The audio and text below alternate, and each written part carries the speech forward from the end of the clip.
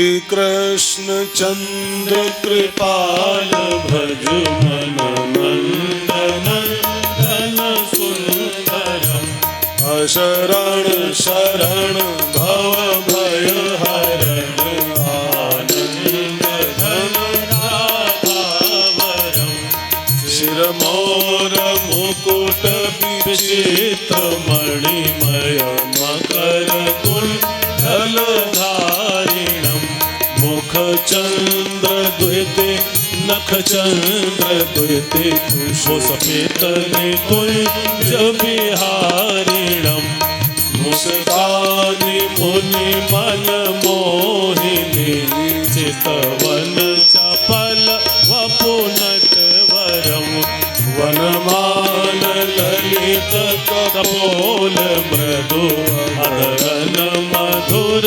मुरलीधरम वृषभानुनन्दिनी वामदिशि शोभित सुभग सिंहासनम ललितादि सखी जिन सेवहि कर चावर छत्र उपासनम श्री कृष्ण चंद्र कृपाल भज मन नंदन धन सुंदरम अशरण शरण भव भय हरण आनंद धन राधावरम आनंद धन राधावरम। कृष्ण कन्हैया लाल की जय हो।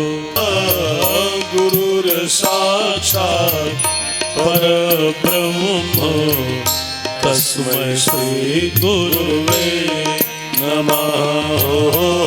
गुरुर साक्षात् परब्रह्म तस्मै श्री गुरुवे नमः। सच्चिदानंद रूपाय विश्वोत्पत्त्यादि हेतवे तापत्रय विनाशाय श्री कृष्णाय वयं नुमः। तापत्रय विनाशाय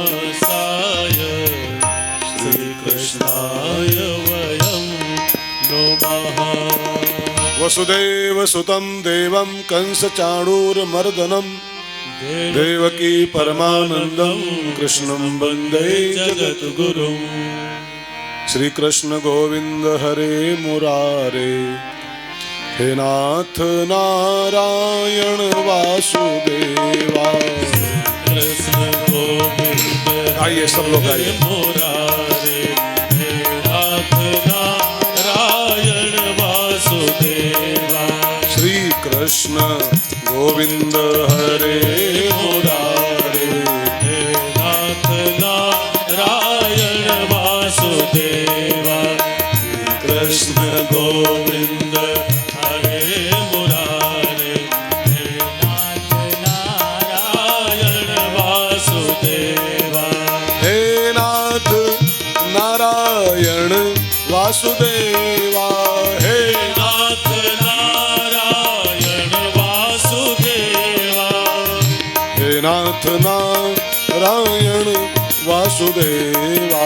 हे नाथ नारायण वासुदेवा। श्री कृष्ण गोविंद हरे मुरारे हे नाथ नारायण वासुदेवा। श्री कृष्ण गोविंद हरे मुरारे हे नाथ नारायण वासुदेवा। श्री वल्लभ विठ्ठल गिरधारी जमुना जी की बलिहारी। श्री वल्लभ विठ्ठल गिरधारी जमुना जी की बलिहारी। श्री वल्लभ विठ्ठल गिरधारी जमुना जी की बलिहारी। श्री वल्लभ विठ्ठल गिरधारी जमुना जी की बलिहारी। श्री जमुना जी की बलिहारी राधे जी की बलिहारी, श्री जमुना जी की बलिहारी, श्री राधे जी की बलिहारी, श्री जमुना जी की बलिहारी, श्री राधे जी की बलिहारी, श्री जमुना जी की बलिहारी, श्री राधे जी की बलिहारी, श्री वल्लभ विठ्ठल गिरधारी, जमुना जी की बलिहारी, श्री वल्लभ विठ्ठल गिरधारी, जमुना जी की बलिहारी, श्री वल्लभ विठ्ठल गिरधारी, जमुना जी की बलिहारी, श्री वल्लभ विठ्ठल गिरधारी, जमुना जी की बलिहारी। सच्चिदानंद भगवान की जय हो, भागवत भगवान की जय हो, हनुमान जी महाराज की जय हो। ये सोशल डिस्टेंसिंग का पालन करा रहे हैं। बालक बंदर एक स्वभाव। वो नहीं मानने वाले, ये कुछ देर बैठेंगे भाग जाएंगे भी। इनको छेड़ो मत बेटा, हमारी कथा में बच्चे टिक नहीं पाते हैं, भाग जाएंगे भी। नीरस कथा कहते हैं, वो कहाँ सुन पाएंगे बेचारे। अभी से निकल लेंगे 5 मिनट बाद। इनको छोड़ो मत, छेड़ो मत, छेड़ोगे तो ये और उत्पाद करेंगे बंदर।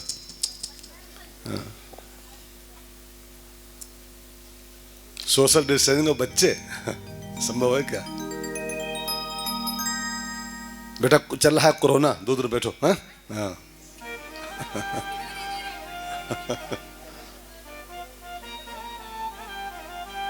इनको छेड़ना ही गुनाह है, इनको बस चुपचाप इनके हाल पे छोड़ दो। तो सभी का वंदन। और आइए, ग्राम नाम कब याद हुई उनका यार, महोईपुरी की इस पावन धरा को प्रणाम करते हुए इसलिए कहता हूं कि जहां भागवत होती है ना, तो वहां लिखा है गंगा आदि सभी नदियां, गंगा सागर आदि सभी तीर्थ, 33 करोड़ देवता, सब ऋषि मुनि। भागवत में लिखा है जहां कहीं भागवत होती है ये सब के सब वहां उपस्थित होते हैं। तो आजकल गांव केवल गांव नहीं है, ये तीर्थ हो गया है। और तीर्थ नहीं, तीर्थराज हो गया है। तीर्थराज, जहां सारे तीर्थ इकट्ठा हो उसको तीर्थराज कहते हैं।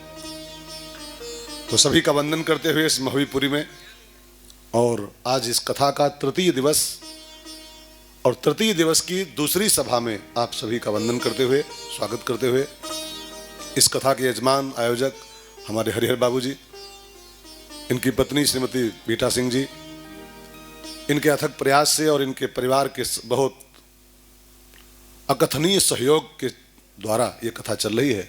सब बहनें, सब भाई दिन रात लगे हुए हैं, कई बच्चे गांव के भी सब लगे हैं परिवार के, तब जाके अनुष्ठान पूरा हो पाता है, एक के बस का नहीं होता है। तो सभी का स्वागत करते हुए आइए हम लोग आज की जो कथा सुनने बैठे हैं, बहुत प्यारी। आज जो लोग आए हो बहुत भाग्यशाली हो, क्योंकि आज जो कथा अभी स्टार्ट होगी तुरंत ये पूरी भागवत का भाष्य है। भाष्य माने होता है ना समरी, समरी, समरी माने हिंदी में बोले तो सारांश, और हिंदी में बोले तो निचोड़, निचोड़। पूरी भागवत जो कुछ कहना चाहती है, संपूर्ण भागवत का जो मैसेज है, वो खाली जो कथा आप सुनने जा रहे हो इसी में आपको मिल जाएगा। तो अभी हम लोग दोपहर में जब पूरा किए थे प्रसंग, तो चतुर्थ स्कंद पूरा हुआ था, भागवत का चौथा स्कंद। 12 स्कंद की कथा है, चौथा पूरा हो गया है। आज 5वां और छठा 2 स्कंद हम लोग गाएंगे अब से लेके और 909 के आसपास तक।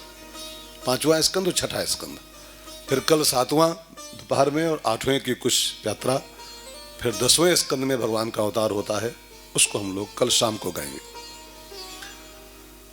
तो मनु महाराज के 2 बेटों में बड़े बेटे का इतिहास, जिसका नाम था उत्तानपाद, इस सवेरे हो चुका है। उत्तानपाद का बेटा ध्रुव 5 साल का था, भगवान को पा लिया था। उसका बेटा उसके परिवार में अंग हुआ। तो मनु महाराज के पहले बेटे की चर्चा संक्षेप में सवेरे हो चुकी है दोपहर वाली कथा में। सुखदेव जी ने कहा, राजन परीक्षित जी, अब हम आपको मनु महाराज का जो सेकंड पुत्र था, छोटा बेटा, उसका नाम था प्रियव्रत, उसका इतिहास सुनाते हैं। और आप भी बहुत ध्यान देकर सुनिएगा, ये सब हमारे भारत का इतिहास है, गरिमामय इतिहास। पाश्चात्य की नकल में हम लोग अंधे दौड़ रहे हैं। अपने देश का इतिहास पढ़ा करो। अपने देश की हिस्ट्री का जो गौरव है वो विश्व में कहीं पर नहीं है, कहीं पर भी नहीं। तो मनु महाराज का दूसरा बेटा प्रियव्रत, और प्रियव्रत को बचपन से ही वैराग्य हो गया था। वो भी 12-15 साल का रहा होगा, अभी कुछ नहीं हुआ था उसका, और उसको छोटेपन में ही वैराग्य हो गया। और प्रियव्रत सब छोड़ छाड़ के, शादी भी नहीं किया था, और मंदराचल पहाड़ पे जाके तपस्या में लग गया भगवान को पाने के लिए। तो ब्रह्मा जी प्रियव्रत के पास आए। ब्रह्मा जी को टेंशन हुआ कि सृष्टि का तीसरा आदमी है भाई, मनु, उत्तानपाद और प्रियव्रत, सृष्टि का थर्ड पर्सन, और यही बैरागी हो गया तो विस्तार कैसे होगा, है ना। सृष्टि का तीसरा आदमी बैरागी हो जाएगा, सदिये नहीं करेगा, तो विस्तार कैसे संसार का होगा। तो ब्रह्मा जी प्रियव्रत के पास आए, पूछा, प्रियव्रत जी सब छोड़ के जंगल में क्यों आ गए हो हिमालय पर। तो उसने कहा भगवान को पाने के लिए आए, संसार को छोड़ के भगवान को पाने आए। तो ब्रह्मा ने बहुत अच्छी बात बताई, थोड़ा सा गौर से सुनिएगा ब्रह्मा जी के शब्दों को। प्रियव्रत, भगवान को पाने के लिए संसार को छोड़ना आवश्यक नहीं होता है। इसको आप भी बिल्कुल गांठ बांधो, इस वाक्य को, ब्रह्मा जी के वाक्य को। परमात्मा को पाने के लिए संसार को छोड़ना शर्त नहीं है। संसार छोड़ के भगवान नहीं मिलता। छोड़ पाओ तो अच्छी बात है, लेकिन संसार छोड़ दो तब भगवान मिलेगा, ये कोई सिद्धांत नहीं, ये कोई नियम नहीं। संसार में ही भगवान मिलते हैं। बहुतों को, लाखों करोड़ों को मिले, गोपियों को मिले, घर बैठे मिले, वशिष्ठ को मिले, जनक को मिले, कितने में नाम गिनाऊं, सब गृहस्थ थे। अत्रि महाराज के कुटिया पर गए, अनुसुईया उनकी पत्नी है, साथ में रहती है, 3 बेटे हैं, दत्तात्रेय, दुर्वासा, चंद्रमा, 3 बेटों के माता पिता हैं। भगवान मिल गए। लेकिन कोई फीड कर लेते हैं दिमाग में कि नहीं, दुनिया में रह के भगवान नहीं मिलेंगे, अयोध्या चलो तो मिलेंगे, हाँ, हरिद्वार जाओ तो मिलेंगे। ये भ्रम मत पालना, संसार में ही भगवान मिल सकते हैं। भगवान की प्राप्ति में संसार बाधक नहीं है, इस बात को नोट करो। परमात्मा की प्राप्ति में संसार बाधक नहीं है। बाधक है संसार की आसक्ति, बाधक है संसार में चिपकन। जो हम संसार में चिपक जाते हैं ना, ये डिस्टर्बेंस करता है। संसार डिस्टर्ब नहीं करता है। हम जो संसार में फंस जाते हैं, मैंने आपसे परसों कहा था, संसार में बसना गुनाह नहीं है, संसार में फंसना गुनाह है। बसो, फंसो मत, रहो, रंगो मत, रहो दुनिया में, रंगो प्रभु के प्यार में। संसार के रंग में रंगो मत। यहां रंग जाओगे तो फिर यहीं के होकर रह जाओगे, फिर यहीं पर जन्म, फिर मरण, फिर जन्म, फिर मरण, ये सिस्टम चालू हो जाएगा। फिर किसी माँ के पेट में, फिर मरघट में, फिर पेट में, फिर मरघट में, यही सिस्टम चलता रहेगा। तो संसार की आसक्ति का त्याग करना है। अच्छा, एक सवाल का उत्तर दो। किसी के पांव में कांटा गड़े तो कांटा निकाला जाए कि पांव ही काट के फेंका जाए। पांव में कांटा गड़ा तो कांटा निकालें कि पांव ही काट के बहा दे, कांटा निकाले ना, तो पांव क्यों काट रहे हो, कांटा निकालो। संसार कांटा नहीं है, कांटा कुछ और है। रामायण में एक चौपाई है, पढ़िए। मोह सकल व्याधिन कर मूला, मोह सकल व्याधिन कर मूला, कहते पुनि उपजई बहुशूला, कहते पुनि उपजई बहुशूला। अब देखिए चौपाई क्या कहती है। संसार डिस्टर्ब नहीं है, शूल नहीं है, मोह बाधा है। मोह, मोह का त्याग करना है, वो छूटता नहीं है और संसार छोड़े बैठे। अच्छा ये बात बताओ, कोई घर छोड़ के जाए, आश्रम बना ले, आश्रम, तो कहां छूट पाया भाई। घर में 4 कमरे थे, वहां 50 कमरे हो गए आश्रम में, तो बात तो वही की वही रही। जो ईंटा गारा घर में, वही ईंटा गारा आश्रम में, मठ में, तो फंसे तो उतने रह गए हो, कहां छूट पाए। बच्चा छोड़े, चेला बना लिए। अच्छा, अपने बेटे का त्याग कर दिया और चेला मुड़ दिया कि हमारे 500 चेला हैं। बच्चा 2 थे, चेला 500 हो गए, तो बाबा तो और बुरा फंसे, और बुरा फंसे, कहां छूट पाए। 2 से छूटे तो 500 में फंस गए। संसार नहीं बाधा है, संसार का मोह बाधा है, संसार की आसक्ति बाधा है। प्रियव्रत को ब्रह्मा ने दिव्य ज्ञान दिया, संसार छोड़ के भगवान को पाने आए हो, गलत। एक बड़ा बढ़िया भजन मैंने सुना था बचपन में, छोटे पर में। 2 लाइन मुझे याद आ रही, बहुत छोटे पर की बात है तब 2 लाइन याद आ रही, जरा गा लो। संसार से भागे फिरते हो, एक ही लाइन याद है, अभी दूसरी नहीं याद है। संसार से भागे फिरते हो, भगवान को क्या तुम पाओगे। संसार से भागे फिरते हो, भगवान को क्या तुम पाओगे। संसार से भागे फिरते हो, भगवान को क्या तुम पाओगे। संसार से भागे फिरते हो, भगवान को क्या तुम पाओगे। बस एक के लाइन आती है हमको, एक के काम चल जाएगा। संसार से भागे फिरते हो, भगवान कहाँ पाओगे, कैसे पाओगे। संसार में ही मिलते हैं ठाकुर जी। ये संसार भगवान से विलग नहीं है भाई बहनों। सच्ची बात यह है कि संसार ही भगवान है। सर्वम खलविदम ब्रह्म, वेद कहता है। सिया राम में सब जग ही सिया राम में है। अब राम से भाग के राम को पाना चाहो, कैसे पाओगे। ये संसार ही तो राम है, संसार ही तो परमात्मा है। तो प्रियव्रत ब्रह्मा जी की बातों को समझ गए कि नए नए भाग के नहीं बनेगी बात, वापस घर आ गए। मनु जी ने प्रियव्रत को गद्दी सौंप दिया और प्रियव्रत की शादी हुई। उनके 10 पुत्र हुए प्रियव्रत जी के। बड़े बेटे का नाम था आग्निध्र, नाम याद रहेगा, आग्निध्र।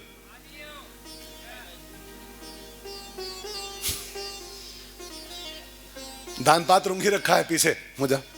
हुआ बड़ा बेटा अग्निध्र, 10 बेटे और 9 बेटे और थे। प्रियव्रत के बाद अग्निध्र का राज्य हुआ। मैं संक्षेप में कह दूं, अब मुझे मेन कथा पे आना है, पंचम स्कंद की। अग्निध्र के घर नाभि नाम का बेटा हुआ।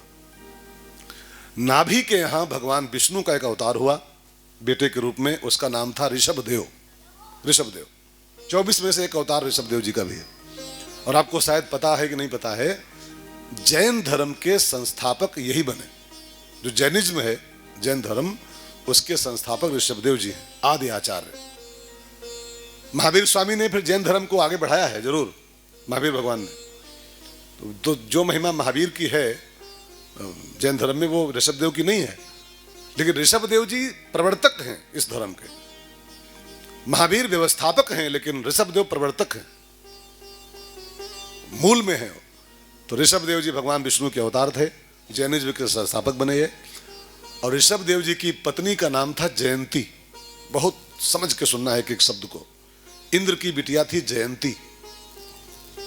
इंद्र के 2 बच्चे थे, जयंत और जयंती, भाई बहन थे। जयंत की राम ने आंख फोड़ी थी और जयंती उसकी बहन थी, इंद्र की लड़की। तो भगवान ऋषभदेव को जयंती ब्याही गई, इंद्र की बिटिया। इनके 100 पुत्र हुए ऋषभदेव जी के। अब देखो, ये कथाएं कह रही हैं कि किसी के यहाँ एक नहीं हुआ है, किसी के 5 बेटे, किसी के 15 बेटे, 16 बेटे, किसी के 100 बेटे, 70 बेटे। हमारा आपका प्रोग्राम चल रहा है, हम 2 हमारे 1। अब 2 ही नहीं बचा, अब 1 ही बचा। एक हम 2 हमारे 1, दूसरा नहीं, दूसरा नहीं। कहाँ जाएंगे हम लोग। अब इसी पर कुछ थोड़ा बोलना शुरू करो तो वो बन जाता है, क्या वो क्या बोलते हैं उसको, कंट्रोवर्सी। कि बाबा क्या बोल रहा है, परिवार नियोजन का खिलाफत कर रहा है। खिलाफत नहीं कर रहा हूं, लेकिन यार अगर यही सिस्टम रहेगा तो हम लोग हो जाएंगे, वो क्या होते हैं, अल्पसंख्यक, बहुत जल्दी अल्पसंख्यक हो जाएंगे, और होने वाले हैं बहुत जल्दी। यही रफ्तार पकड़े रहो, हम 2 हमारे 1, हम 2 हमारे 1। और कहीं प्रोग्राम चल रहा, हम 2 हमारे गिन लो। और कहाँ प्रोग्राम चल रहा है, वो नाम नहीं लेंगे। हम 2 हमारे गिन लो। 15 हो चाहे 27 हो, गिन लो, अपने आप गिनो है। यही रफ्तार हम सब की रही तो बहुत जल्दी हम लोग वो आ जाएंगे, उसमें क्या बोलते हैं इंग्लिश में उसको, माइनॉरिटी में आ जाएंगे। और यही कारण है कि आजकल साधु महात्मा भी कम बनने शुरू हो गए, कम पड़ गए। हमारे देश में हर साल कम से कम 1 लाख साधु बनते थे, एक साल 1 लाख के आसपास, 1.5 लाख साधु कुंभ के मेले में। अब साधु कहाँ कोई बन रहा है। अब साधु बने तो कौन बने, एक कोई जब है, जब एक कोई है टुटुटुटु, तो साधु बने कि बाबा बने कि वो सेना में जाए कि कहाँ जाए कि बीटेक करे। पहले लोग 15 5 6 7 होते थे, 2 एक बाबा हो गए तो हो गए, 7 8 होते रहे तो 2 एक बाबा हो गए तो जाए। तब साधुओं की संख्या बढ़ती थी। आजकल मैं भी अयोध्या में कथा कर रहा था तो वहाँ के संतों को चिंता है, अयोध्या महात्माओं को।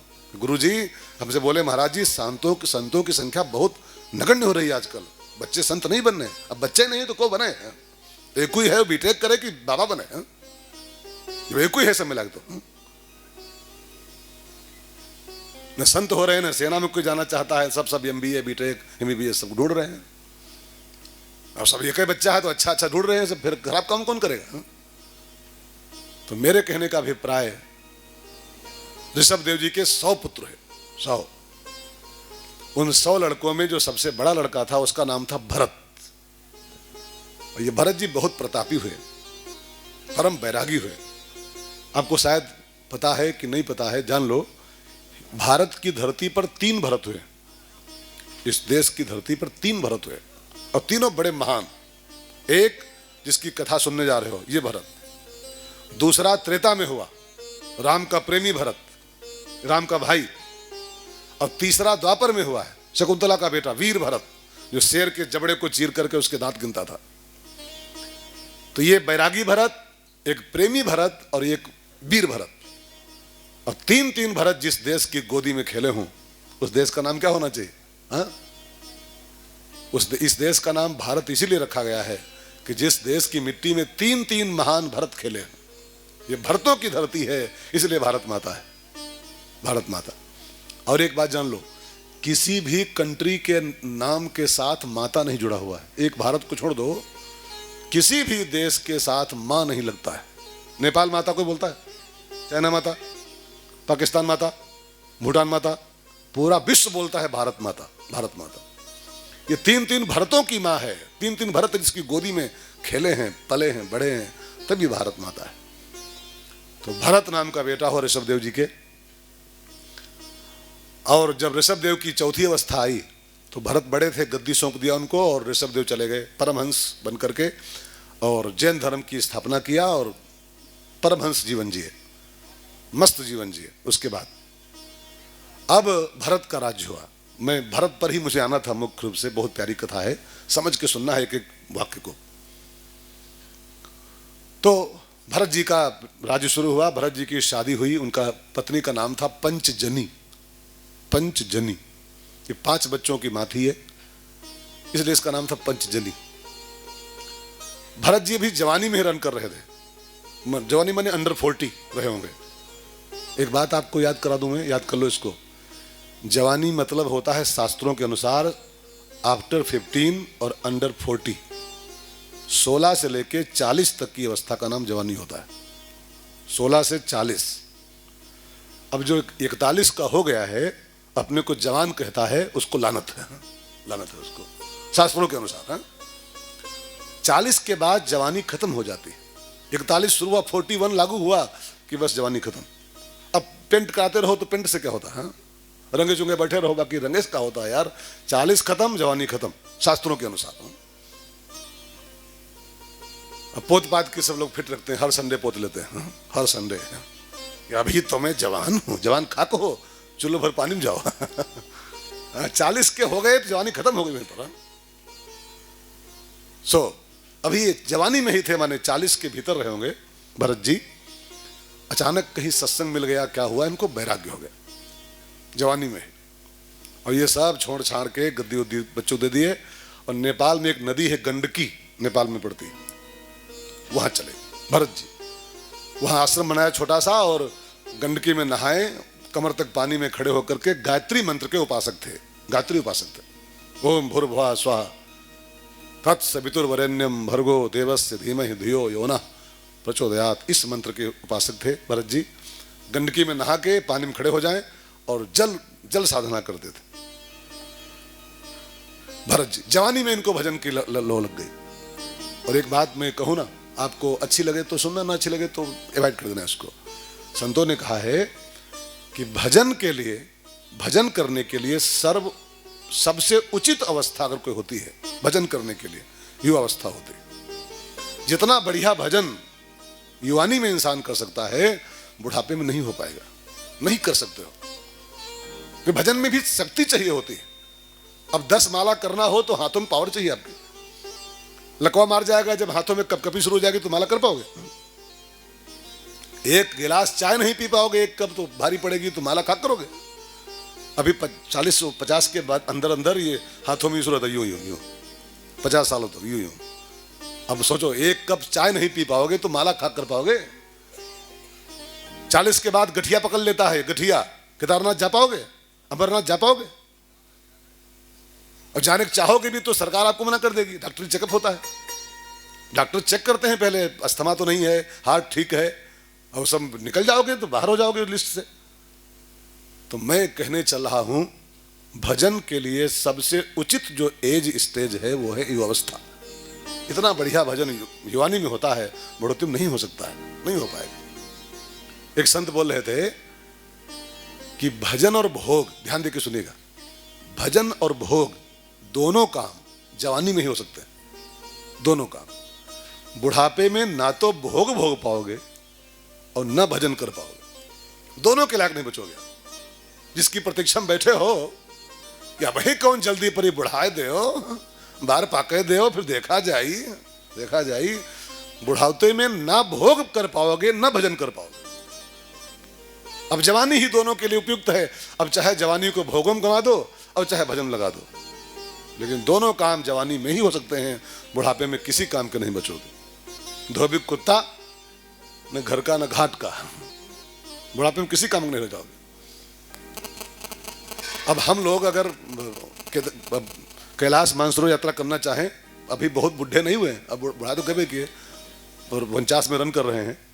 अब अगर कैलाश जाना चाहें, कैलाश मानसरोवर, निकल जाएंगे लिस्ट से। अब नहीं जा पाएंगे, कमर में दर्द हो गया है, 3 घंटे बैठना मुश्किल पड़ता है मंच पर, तकिया लगाता हूं तो बैठ पाता हूं। अब कैलाश जा पाएंगे हम? अमरनाथ जा पाएंगे हम? नहीं गए तो अब पछताना। लेकिन अब पछताए हो तो क्या, चिड़िया चुग गई खेत, चिड़िया खेत चुग गई। अब 70 साल के बुढ़ो से कहो कि अमरनाथ जाओ, बीचे मर जाए बुढ़ो, बीचे मर जाए, उनकी मट्टी आई उनकी उठा के। हाँ, ये तो जवानी में कह लो तो कह लो, न खाली पछताओ जिंदगी भर। तो भोगों के लिए और भजन के लिए, दोनों के लिए युवावस्था से बढ़िया अवस्था कोई नहीं होती। जवानी में ही भजन कर मिले तो सो बेस्ट, सो बेस्ट। एक वाक्य और याद कर लो, संतों ने कहा है, जो बहुत भाग्यशाली होता है उसके जीवन में 2 चीजें संग संग पैदा होती। बहुत ध्यान देकर सुनना, बहुत नसीब वाला जो होता है उसकी जिंदगी में 2 चीजें संग संग पैदा होती। कौन कौन 2 चीजें? समय और समझ। समझ, सुनिएगा ध्यान देकर, समय और समझ, ये दोनों आइटम संग संग पैदा हो जाएं, ये बहुत नसीब का खेल होता है।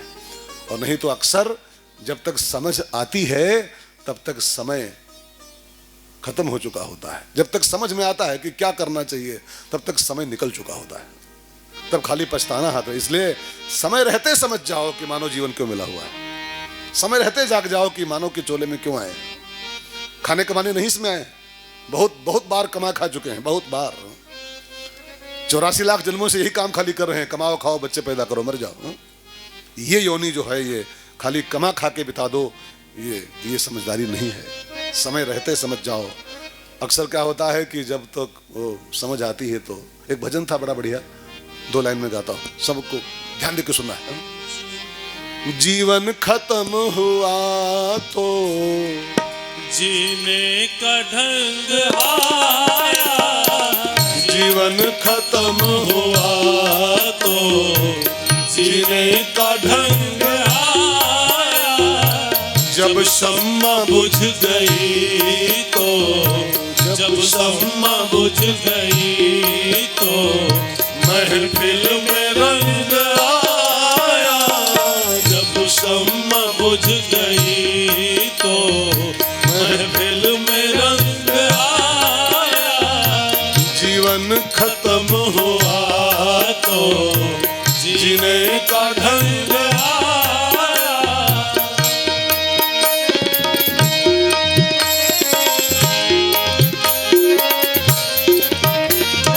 गाड़ी निकल गई तब घर से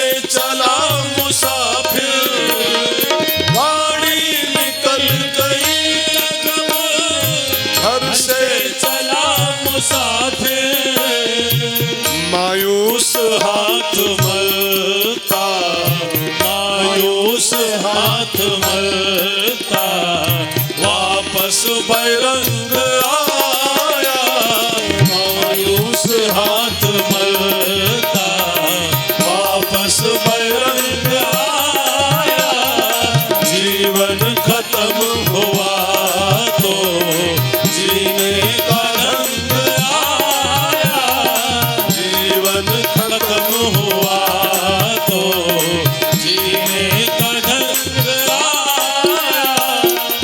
कुछ समझ में आया इस भजन का मतलब क्या है? आ गया ना?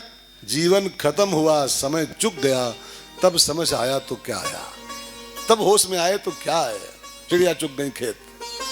भरत जी जवानी में ही जाग गए, भजन में लग गए। और जानते हैं को एक दिन की बात है, भरत जी गंडकी के पानी में खड़े हुए, कमर तक पानी में, और गायत्री जप कर रहे थे।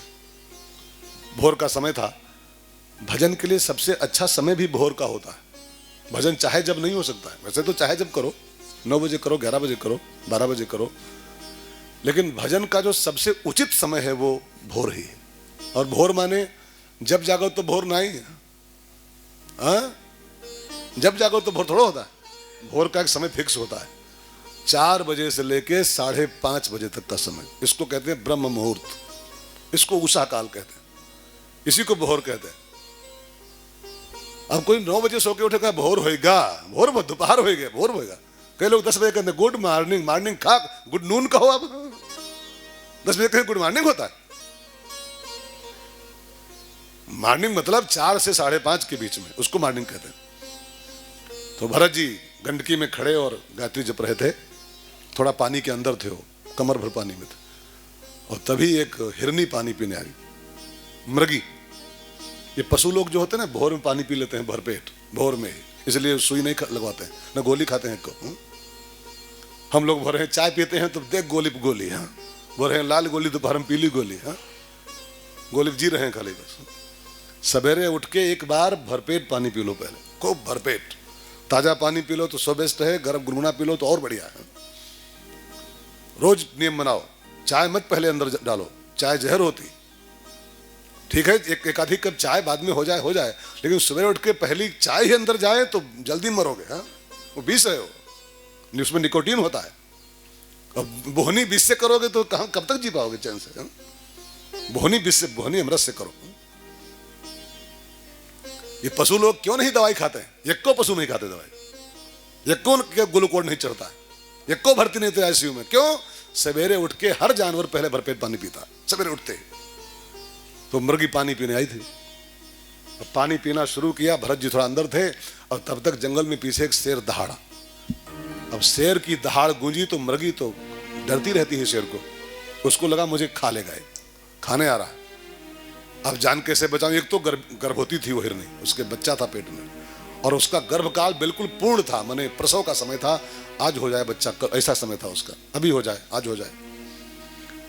तो हिरनी को लगा ये शेर मुझे खा लेगा, अब जान कैसे बचाऊं? तो उसको एक रास्ता सूझा, पीछे शेर, आगे नदी।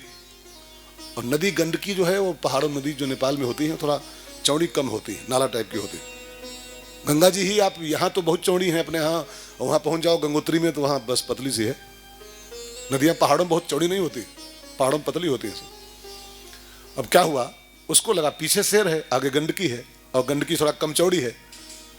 तो उसको रास्ता सूझा, मैं गंडकी क्रॉस कर जाऊं, छलांग लगाऊं, गंडकी क्रॉस कर जाऊं तो जान बच जाएगी। अब उसने छलांग भर दिया, जान के चक, मरता क्या न करता, छलांग मार दी। अब छलांग मारी, छलांग मारो तो झटका लगता है पेट में, उसके झटका लगा। और उसका प्रसव काल था, बिल्कुल एकदम प्रसूति का समय था उसके। अब झटके में उसका प्रसव जारी हो गया। वो कूद रही थी, उसका बच्चा पैदा हो गया, और उसका बच्चा पैदा होके बीच धारा में गिर गया, गंडकी की धारा में। वो उधर गिरी और गिरते मर गई। एक तो प्रसव पीड़ा, और ऊपर से वो गिरी तो उल्टा पुल्टा गिर गई होगी, मर गई, उस तनिक जान उसके होता है। तो प्रसव पीड़ा और कुछ गिरने की चोट, मर गई हिरनी। अब वो बच्चा नवजात शिशु मुर्गी का गंडकी के प्रवाह में पड़ गया, बहता हुआ चल दिया, डूबता हुआ। अब ये पूरा सीन भरत जी देख रहे थे, कथा पर बहुत गौर करते रहेगा। भरत जी पूरे सीन को देख रहे थे, अब उनको लगा भरत जी को कि इसकी मम्मी तो मर गई इस बच्चे की, अब ये बच्चा नवजात है, ये तैर पाएगा नहीं और ये बच्चा भी मर जाएगा, कुछ देर तैरे बहेगा बूढ़ेगा फिर मर जाएगा, ये भी अब इतना तेज धारा है कहाँ तैर पाएगा। तो भरत जी को लगा इसकी माँ तो मर गई है, मैं इसको बचा लूं बच्चे को तो भले बच जाए, नहीं तो ये भी जाएगा, तो मैं ही बचाता हूं इसको। और भरत जी माला वाला बंद कर दिए, जब बंद कर दिए तैर के उस बच्चे के पीछे गए और जाके उसको उठाया, पानी में धोया, नवजात था, उसको अपनी कुटिया पर लाए, उसको बचा लिया तो अच्छा किया, लेकिन बचाने का अहंकार पाल लिया। बचाना बहुत गंदी बात नहीं है, कोई डूब रहा हो बचा लो उसको, कोई खराब काम नहीं, अच्छा काम है, दया धर्म की मूल होती है। लेकिन दया करके जब हम दयालुता का अहंकार पाल लेते हैं तो वो दया व्याधि बन जाती है। एक कहावत सुनी, दया व्याधि हो गई। कभी कभी दया भी व्याधि बन जाती है, और कभी कभी कब जब दया करके हम दयालु पने का ईगो पाल लेते हैं, अरे मर रहा था मैंने फिर, अरे मर जाता मैंने फिर ये कर दिया, हाँ? सिकुड़ रहा था जाड़े मैंने कंबल दे दिया, हाँ? मर रहे थे मैंने भंडारा किया, 500 लोग खाना खा लिए, मर रहे थे सब मैंने फिर ये मैंने जो है ना, ये दया व्याधि बन जाती है मैंने वाले प्रोग्राम में। अब भरत जी उसको बचाए, सो बहुत अच्छा काम बचा लिया, लेकिन अहंकार पा लिए, मैं न होता ये खत्म हो जाता, आज इसका रक्षक मैं हूं, इसको बचाने वाला मैं हूं। और जबकि सच्चाई क्या है मित्रों, सच्चाई इससे अपोजिट है। सच्चाई क्या है, एक भजन गाओ, एक लाइन, मारने वाला है भगवान। अब भरत जी क्या पाले बैठे हैं, मैं बचाया हूं इसको। अब भजन क्या कहता है, मारने वाला है भगवान, बचाने वाला है भगवान, मारने वाला है भगवान, बचाने वाला है भगवान, मारने वाला है भगवान, बचाने वाला है भगवान, मारने वाला है भगवान, बचाने वाला है भगवान। पालन बाका होता उसका है जिसका रक्षक दया निधान, मारने वाला है भगवान, बचाने वाला है भगवान, मारने वाला है भगवान, बचाने वाला है भगवान। ये भजन कह रहा है कि बचाने का काम और मारने का काम दोनों काम भगवान करते हैं। वो बचाने पे आए तो अनाथ से अनाथ प्राणी बच जाता है, अनाथ से अनाथ बच जाता है, और वो मारने पे आ जाए तो दिल्ली का एम्स भी और एम्स का वेंटिलेटर भी बचा नहीं पाएगा। वो मारने पे आ जाए तो एम्स के डॉक्टर और दिल्ली के एम्स का वेंटिलेटर और आईसीयू, पीसीयू, सीसीयू सब एक कम मिला दो, सब एक कम, और वो मारने पे आ जाए तो कोई बचा नहीं सकता है। निंदा नहीं है, यह हकीकत है, इससे जरा मुंह मत मोड़िएगा। अगर एम्स में सब बचते ही होते, निंदा नहीं है एम्स की अपनी महिमा है, लेकिन एम्स में अगर सब बचते ही होते तो एम्स में कम से कम 200 लोग पर डे मरते, 200 लाशें पर डे वहां से बाहर निकलती। बचा ले एम्स जिसकी मौत आ गई हो। बचाने वाला है भगवान और मारने वाला भी है भगवान, ठीक समझिएगा। अब भरत जी क्या अहंकार पाल लिए, इसको मैंने बचाया है, मैं ना होता तो ये मर जाता। ये अहंकार हमारे आप में से कई लोग पाले बैठे हैं।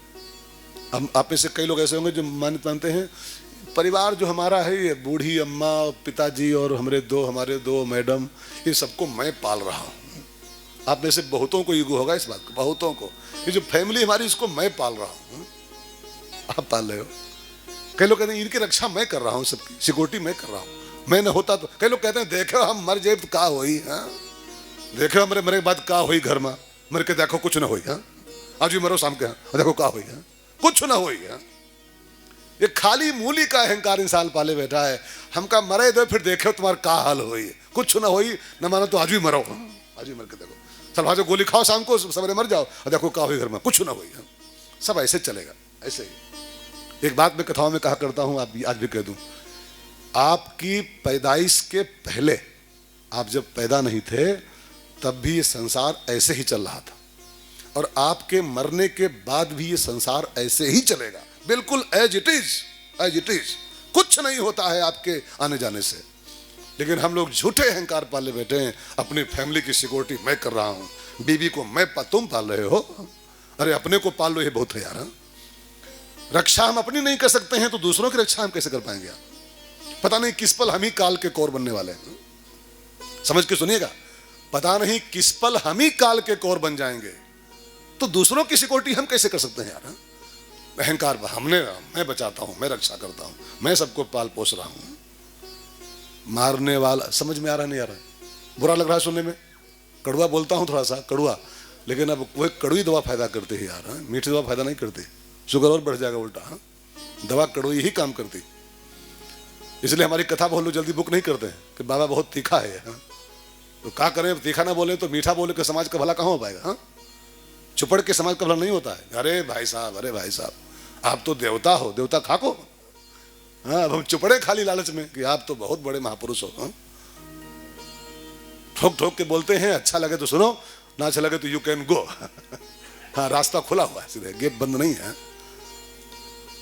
तो मैं आपको बुरा न लगे, मैं मजाक में कह रहा हूं, लेकिन मीठा बोल के समाज का हित नहीं हो सकता है। सुंदरकांड में एक चौपाई है, दोहा है सुंदरकांड में, सचिव वैद गुरु तीन जो प्रिय बोले भयास, तो राज धर्म तन तीन कर होए बेगी नास। सचिव वैद और गुरु अगर ये प्रिय बोलेंगे, प्रिय माने मीठा मीठा, तो फिर नुकसान कर रहे हैं समाज का, हित नहीं कर रहे, नुकसान कर रहे हैं, नाश कर देंगे समाज का। अरे भाई साहब आप तो, अरे भाई साहब आप तो, और लालच से लिफाफा मोटा हो जाएगा, तभी चुपड़ता है आदमी। लिफाफा मोटा, विदाई बढ़िया हो जाएगी, विदाई हो चाहे चूल्हे में जाए विदाई। लेकिन बोलना तो ठोक के ही है, विदाई हो चाहे ना हो, साफ बात है, साफ बात है ये। लिफाफा चाहे कत्तो पातर हो जाए, कोई चिंता उसकी नहीं। क्योंकि हम जब चलते हैं घर से लखनऊ से अपने कथा के लिए, तो अपनी वापसी भर का इंतजाम करके हम घर से चलते हैं। गाड़ी में टंकी भराते हैं घर से अपने हम पहले ही। किसी चक्कर नहीं है कि हमको गाड़ी तेल भरा हो, तेल भरा के लाए लखनऊ से, तने कोई बात बिगड़ी तो गाड़ी मोड़ेंगे और तो निकल लेंगे चुपचाप से, खाली हाथ, खाली हाथ, जैसे आए वैसे निकल लेंगे। तो जब कुछ चाहिए नहीं, कोई लालच हमको है ही नहीं, तो हम क्यों चुपड़े किसी को यार? क्यों चुपड़े? अच्छा लगे तो ठीक है, ना अच्छा लगे तो भी ठीक है, मेरी सेहत पे क्या फर्क पड़ने वाला। तो भरत जी अहंकार पाल लिए कि मैंने इसको बचा लिया, और उसको कुटिया पर लाए, उसको पालने पोषने में लग गए। अब दूसरी गलती एक और भरत जी से हो गई। पहली गलती तो ये हो गई मैंने बचाया है, और दूसरी गलती क्या किया, कुटिया में रखा तो रखा ही, उसको अपने मन में रख लिया बच्चे को, मेरा बच्चा, उससे ममता कर लिया। कुटिया में रखा था तब तक नहीं फंसे थे, मन में रख लिया उसको, मेरा बच्चा, मेरा बच्चा। पालने पोसने में इतना मगन हो गए कि मेरा बच्चा मान लिया उसको।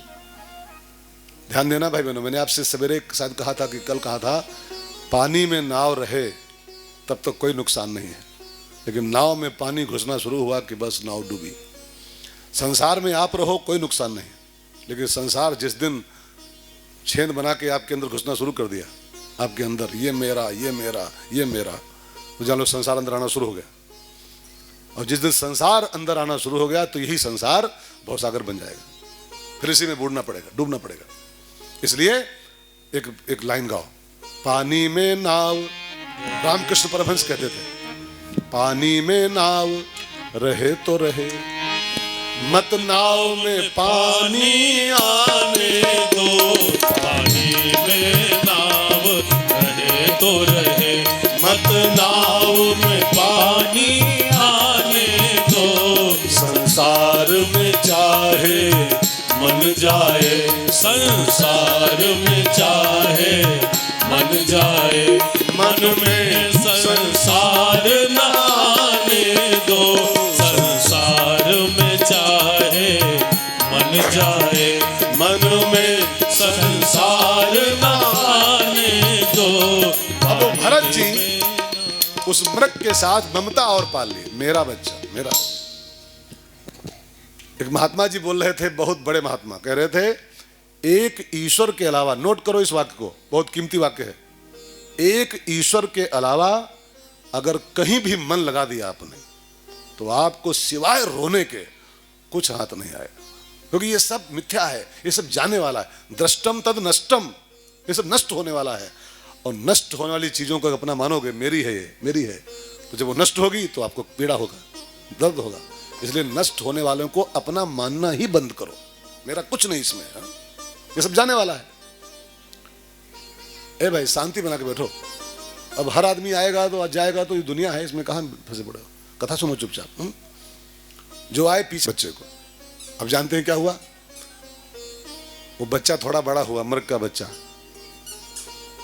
एक दिन देखा उस बच्चे ने, मृग ने, कि उसकी जाति बिरादरी के लोग तो जंगल में घूम रहे थे, मृग का झुंड पूरा घूम रहा था मृगों का। तो उसको लगा यार मुझको ये पाल रहा है, भले आदमी है, लेकिन मेरे मामा फूफा काका चाचा ताऊ सब बाहर घूम रहे हैं, मैं यहाँ अकेला कहाँ पड़ा हूँ। हमारे तो वो हैं, ये तो मेरा है नहीं, मेरी बिरादरी का नहीं, मेरे कास्ट का नहीं है, हमारा खानदान तो बाहर घूम रहा है। और बस भरत जी को मेरा नहीं मान के उसने छोड़ दिया, भरत जी को लगाई छलांग, अपने ग्रुप में शामिल हुआ और निकल लिया।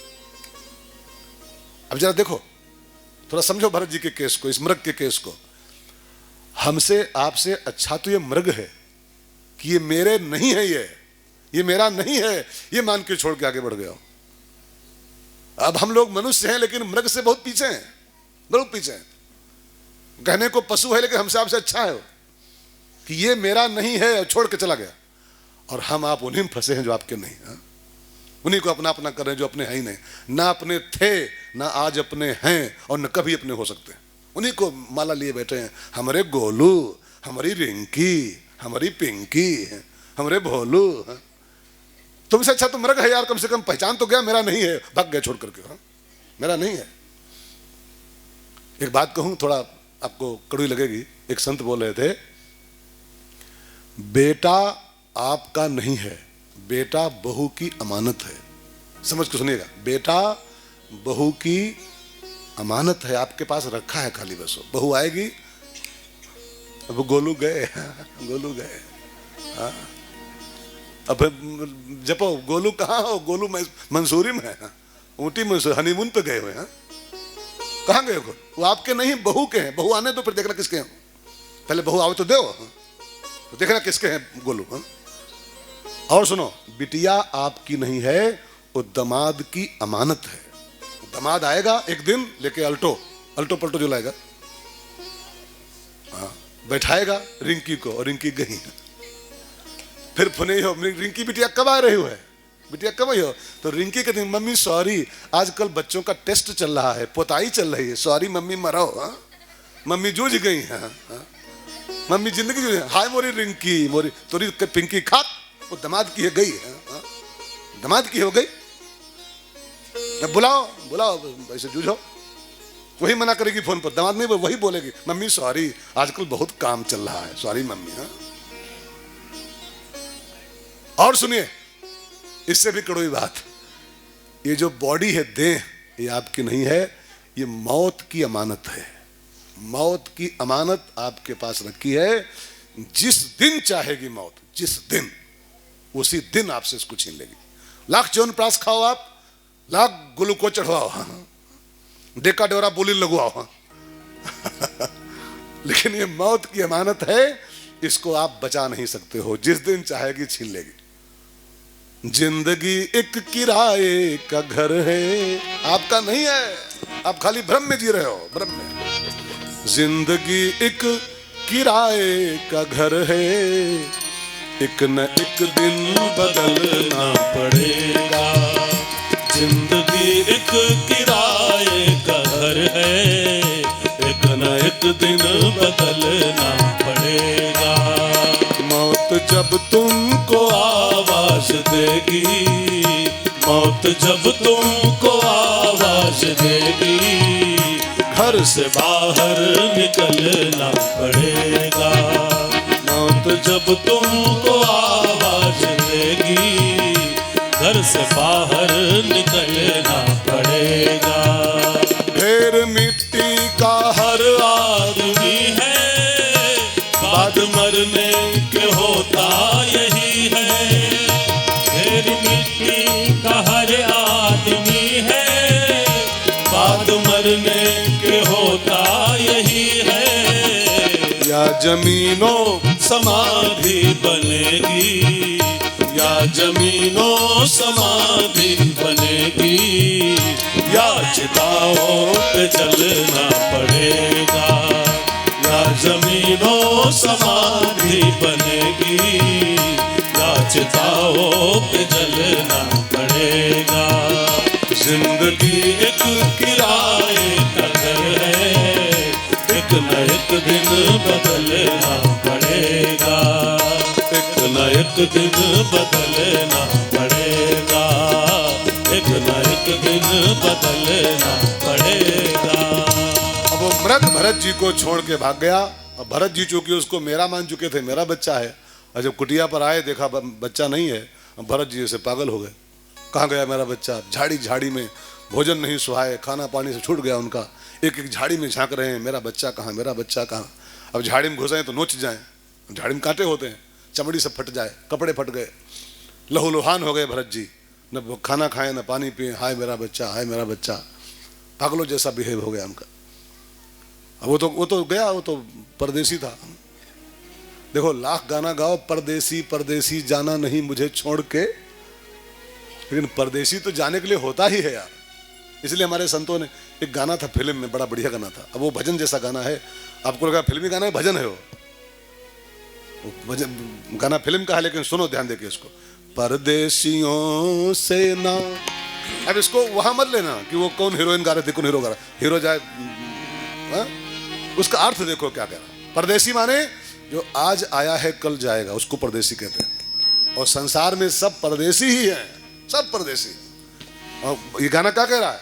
परदेसियों से ना अखियां मिलाना, परदेसियों से ना अखियां मिलाना, परदेसियों को है एक दिन जाना, परदेसियों से ना अखियां मिलाना, परदेसियों से ना अखियां मिलाना। सच ही कहा है पंछी इनको, सच ही कहा है पंछी इनको, रात को ठहरे तो उड़ जाए दिन को, रात को ठहरे तो उड़ जाए दिन को। आज यहाँ कल वहाँ है ठिकाना, परदेसियों से ना अखियां मिलाना, परदेसियों से ना अखियां मिलाना। अब वो भरत जी परदेसी से आंखें मिला बैठे थे, परिणाम क्या हुआ? नोच गए भरत जी, न भोजन न पानी। इसी बीच उनकी मौत का समय आ गया। अब गीता और ग्रंथ कहते हैं, गीता आदि ग्रंथ, कि मरते समय प्रभु की याद आनी चाहिए, लेकिन भरत जी जब मौत का समय आया तो उस मृग की याद करके मरे। मृग में फंसे थे, हाय मेरा बच्चा, हाय मेरा बच्चा, मौत आ गई। और जानते हैं क्या अंजाम हुआ? मरते समय मृग की याद आई और परिणाम क्या हुआ? भरत जी को मृग योनि की प्राप्ति हुई मरने के बाद। रे कहां से आ गए रे? मृग की याद करके मरे, परिणाम में मृग बन के पैदा हुए। शास्त्रों में एक सूत्र है, सूत्र क्या है? एक एफिडेविट शास्त्रों का, शपथ पत्र। अंतमति ही सा गति। शास्त्र कहता है अंतिम क्षण में आपकी जैसी मति होगी, जो चिंतन आपका होगा, उसी चिंतन के बेस पर नेक्स्ट जन्म मिलता है। इस जीवन का अंतिम फल अगले जीवन का पहला पल बन जाता है। इसलिए हमारे संत लोग, महात्मा लोग गली गली में, गांव गांव में गला फाड़ फाड़ के कह रहे हैं कि बेटा अंतिम संभाल लो, अंत भला तो सब भला, अंत भला तो सब भला। ऐसा जीवन बनाओ, इस सांचे में ढालो जीवन को। आज से शुरू कर दो, इस मिशन पे लग जाओ, मिशन मोड में आ जाओ। आज से ही जीवन को इस तरीके ढाल दो कि जिस समय आपकी सांस निकल रही हो, प्राण निकल रहा हो, उस समय कुछ और नहीं, गोविंद याद आ रहा हो। गोविंद नाम लेकर तब प्राण तन से निकले। ऐसा बनाओ जीवन को, तब भगवान मिलेगा, तब बेड़ा पार होगा। और जो भैंसिया गैया याद आ गई, कोई किसी किसी को भैंसी इतना प्रेम होता है, और भगवान ने कहा जो मरते मरते भैंसिया याद आ गई, है मोरी भैंसिया 56,000 की, तो बने पड्डा, पड़वा बन के पैदा होना पड़ेगा। आजकल एक बीमारी और बहुत पनप रही है, कुत्ता प्रेम बहुत बढ़ रहा है। कुत्ता प्रेम इधर तो गांव में कम है, शहरों में देखो सब भोर होता ही निकल लेते हैं, भोर होता है। कुतवा थामे निकल लिए बड़ो, हाँ निकल लिए। वो कह जाते हैं टट्टी करावे कुतवा का, हाँ भरे भरे न राम न श्याम, हाँ राम श्याम गए चूल्हे भाड़ में, कुतवा पकड़ के जा रहे हैं भरे भरे, राम राम करें, हाँ?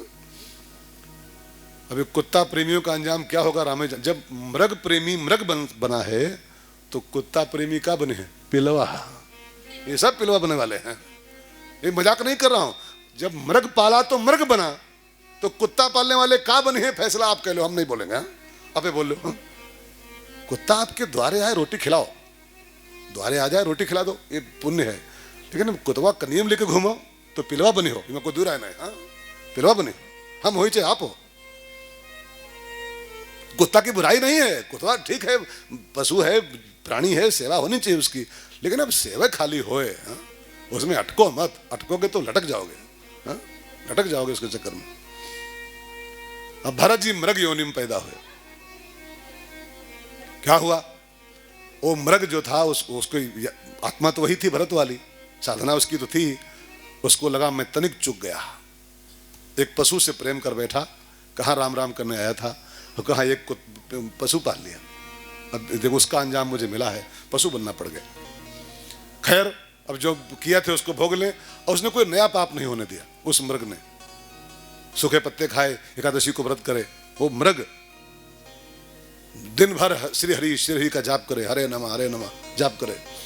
होते होते क्या हुआ, नया पाप था नहीं तो साल 2 साल के अंदर उसके प्राण छूट गए, उस मृग के 1.5-2 साल में। अब नया पाप कोई था नहीं तो उसको फिर ब्राह्मण का जन्म मिला।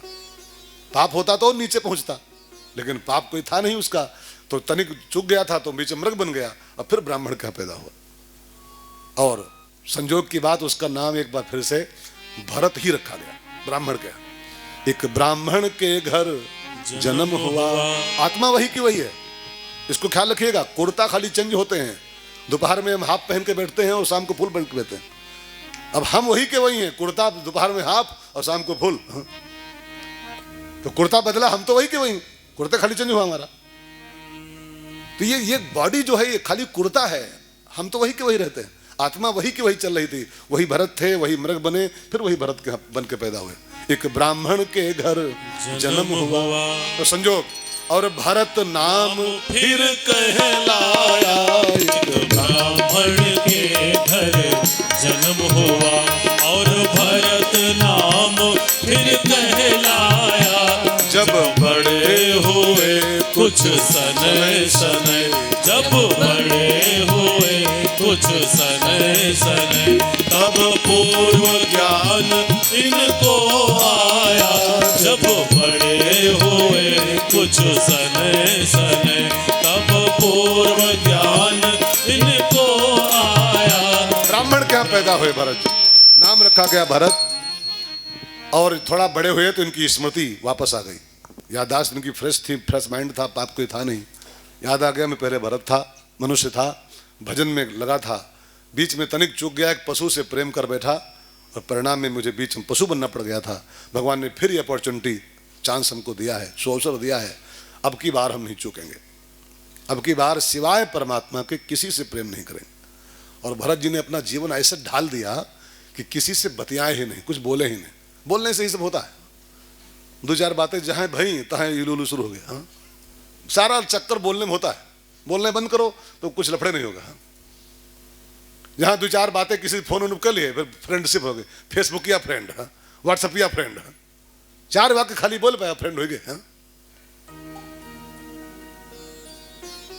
तो अभी एक मेरे मित्र हैं लखनऊ में, उनसे दुर्घटना घटी, उनका लड़का अच्छा भला लड़का, और फेसबुक पर लग गया वो कहीं विदेशी लड़की के साथ में। अब वो कहूँ मुलाकात नहीं थी, वो फेसबुक का फ्रेंड हो गया, वो लड़की हो गई। वो जानते हो फिर क्या उसके मैसेज आया कि मैं आपके घर सामान कुछ भेज रही हूँ लंदन से, लंदन की लड़की थी वो, कुछ सामान भेज रही हूँ, उसको ले लो, और पीछे पीछे मैं भी तुम्हारे घर आ रही हूँ, मुझको तुमसे प्यार हो गया है।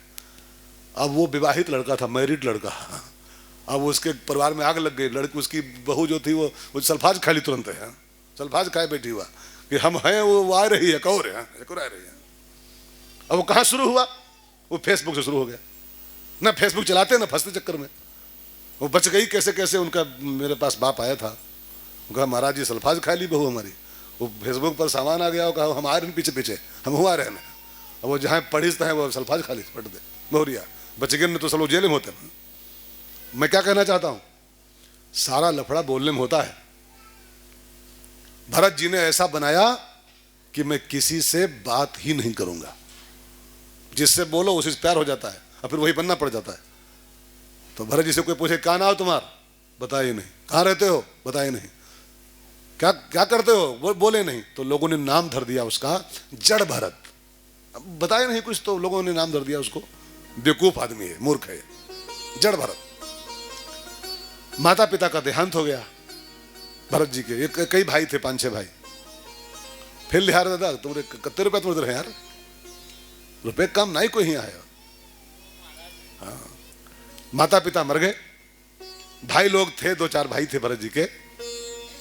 जब भाई देखे किसी काम का नहीं है तो भाइयों ने लाठी उठाई, भगा दिया घर से उसको, भाग यहां से, काम के न काज के दुश्मन, दाल भात के, निकले यहां से। भाई भला किसके हो सकते हैं, माता पिता तो पाल रहे थे, ठीक है कैसा भी ये बेटा है, लेकिन भाई भौजाई तो काम करो तो खाओ, निकलो, काम करो तो खाओ, आगे बढ़ो। लाठी उठाया, भगाया घर से। अब भरत जी को जब भाइयों ने भगा दिया घर से तो भरत जी दुखी नहीं हुए, रोए नहीं हो कि हाय भाई भगा देन, वो मस्ती में हंसते हुए निकले घर से। वाह वाह ठाकुर जी, एक लफड़ा ये भी खत्म हुआ, आज एक लफड़ा खत्म हुआ।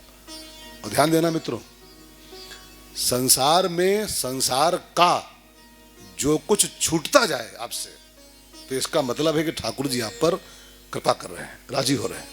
और जो मिलता जाए और तो हमारी जो कि उल्टी खोपड़ी है ना, तो हम लोग मानते हैं भगवान की बड़ी कृपा है, 2 बीघा और मिल गया, भगवान की बड़ी तो एक प्लाट लखनऊ में हो गया, लखनऊ में प्लाट हो गया। कृपा नहीं है, भगवान कुपित है आपके ऊपर, रुष्ट है वो कि ले और ले, मर जाए इसी में फंस करके, मर इसी में। वो जब छीनना शुरू करे तब इंसान को मानना चाहिए कि अब ठाकुर जी मेरे पर राजी हुए हैं। लेकिन उल्टी खोपड़ी में बात नहीं बैठेगी, नहीं बैठेगी। हम कह रहे हैं, आपको लगता होगा ये बाबा पागल है, कहा हमका 5 बीघा खेत मिला, कह रहा है भगवान रुष्ट हैं, रुष्ट हो रहे हैं, कृपा है 5 बीघा और पाएगा ना, 10 बीघा और होगा। वो कृपा नहीं है, वो आपकी खोपड़ी पलट गई है, खोपड़ी लौट गई है। कोप को कृपा मान रहे हम लोग। नानक बाबा ने कहा है, जब कोप करे करतार, जब परमात्मा किसी पर रुष्ट होता है तब उसको देता है सब, ले और ले एक प्लाट और ले, मर जाए इसी में फंस करके, जूझ जाए इसी में। हम मानते हैं ठाकुर जी बड़े राजी मेरे ऊपर। जो छूटना शुरू हो, एक आइटम कम पड़ना शुरू हो जाए जीवन में, जानना आप ठाकुर राजी हुआ है। भरत जी रोए नहीं कि चलो एक बंधन कटाए भी, बंधन था। बंधु बांधव क्या होता है, बंधु माने क्या होता है, भाई ना आए होते, भाई ना, बंधु शब्द निकला है बंधन शब्द से, बंधु माने बंधन, बंधु बांधो, ये सब बांध देते हैं, बांधते हैं इंसान को। और ये बंधन जो जो कटने शुरू हो, वो कौन, एक कहावत है देहात की, जौन का मरे तो सलाम छूटे, हाँ सलाम छूटे उनकी, जो कुछ छूटे वो छूटे। हम हल्के हो, थोड़ा सा हल्के हो तो प्रभु की ओर बढ़े। भरत जी मस्ती में गाते हुए चले कि ठाकुर तेरी बड़ी कृपा है, एक लफड़ा था बंधु बांधव वाला, ये भी खत्म हो गया, आज भगा दी अपनी ओर से भाई लोग हमको। भरत जी रास्ते में मस्ती में गाते जा रहे हैं कि ठाकुर अब तो बस तेरा दरबार ही मेरा सहारा बचा है, तेरा दरबार। तुझे मिल गया पुजारी, अब हम गाते ठीक से, मुझे रास आ गया है तेरे दर पे सिर झुकाना, मुझे रास आ गया है तेरे दर पे सिर झुकाना। तुझे मिल गया पुजारी, तुझे मिल गया पुजारी, मुझे मिल गया ठिकाना, मुझे रास आ गया है तेरे दर पे सिर झुकाना। सब लोग गाओ प्यारे, मुझे रास आ गया है तेरे दर पे सिर झुकाना। ए भैया गाओगे नहीं तो फिर बेकार हो जाएगा, सब गाना पड़ेगा। मैंने कितना कहा है, कलयुग में केवल गाने से कल्याण होता है, केवल गाने से। कलयुग केवल हरिगुण गाहा, खूब गाओ, उल्टा पुल्टा गाओ, गलत गाओ, मुंह खोलो, बेड़ा पार नहीं हुई। मुझे रास आ गया है तेरे दर पे सिर झुकाना, तुझे मिल गया पुजारी, तुझे मिल गया पुजारी, मुझे मिल गया ठिकाना। मुझे रास आ गया है तेरे दर पे सिर झुकाना, मुझे रास आ गया है तेरे दर पे सिर झुकाना।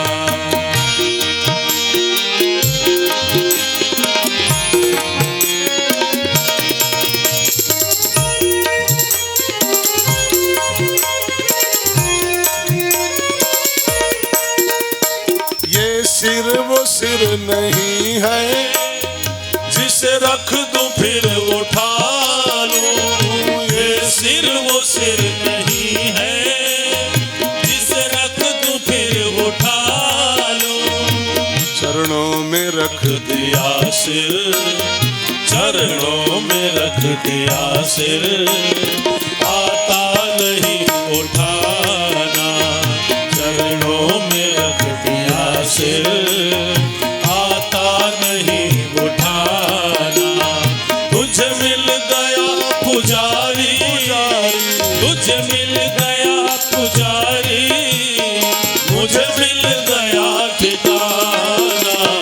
मुझे रास आ गया है तेरे दर पे सिर झुकाना, मुझे रास आ गया है तेरे दर पे सिर झुकाना।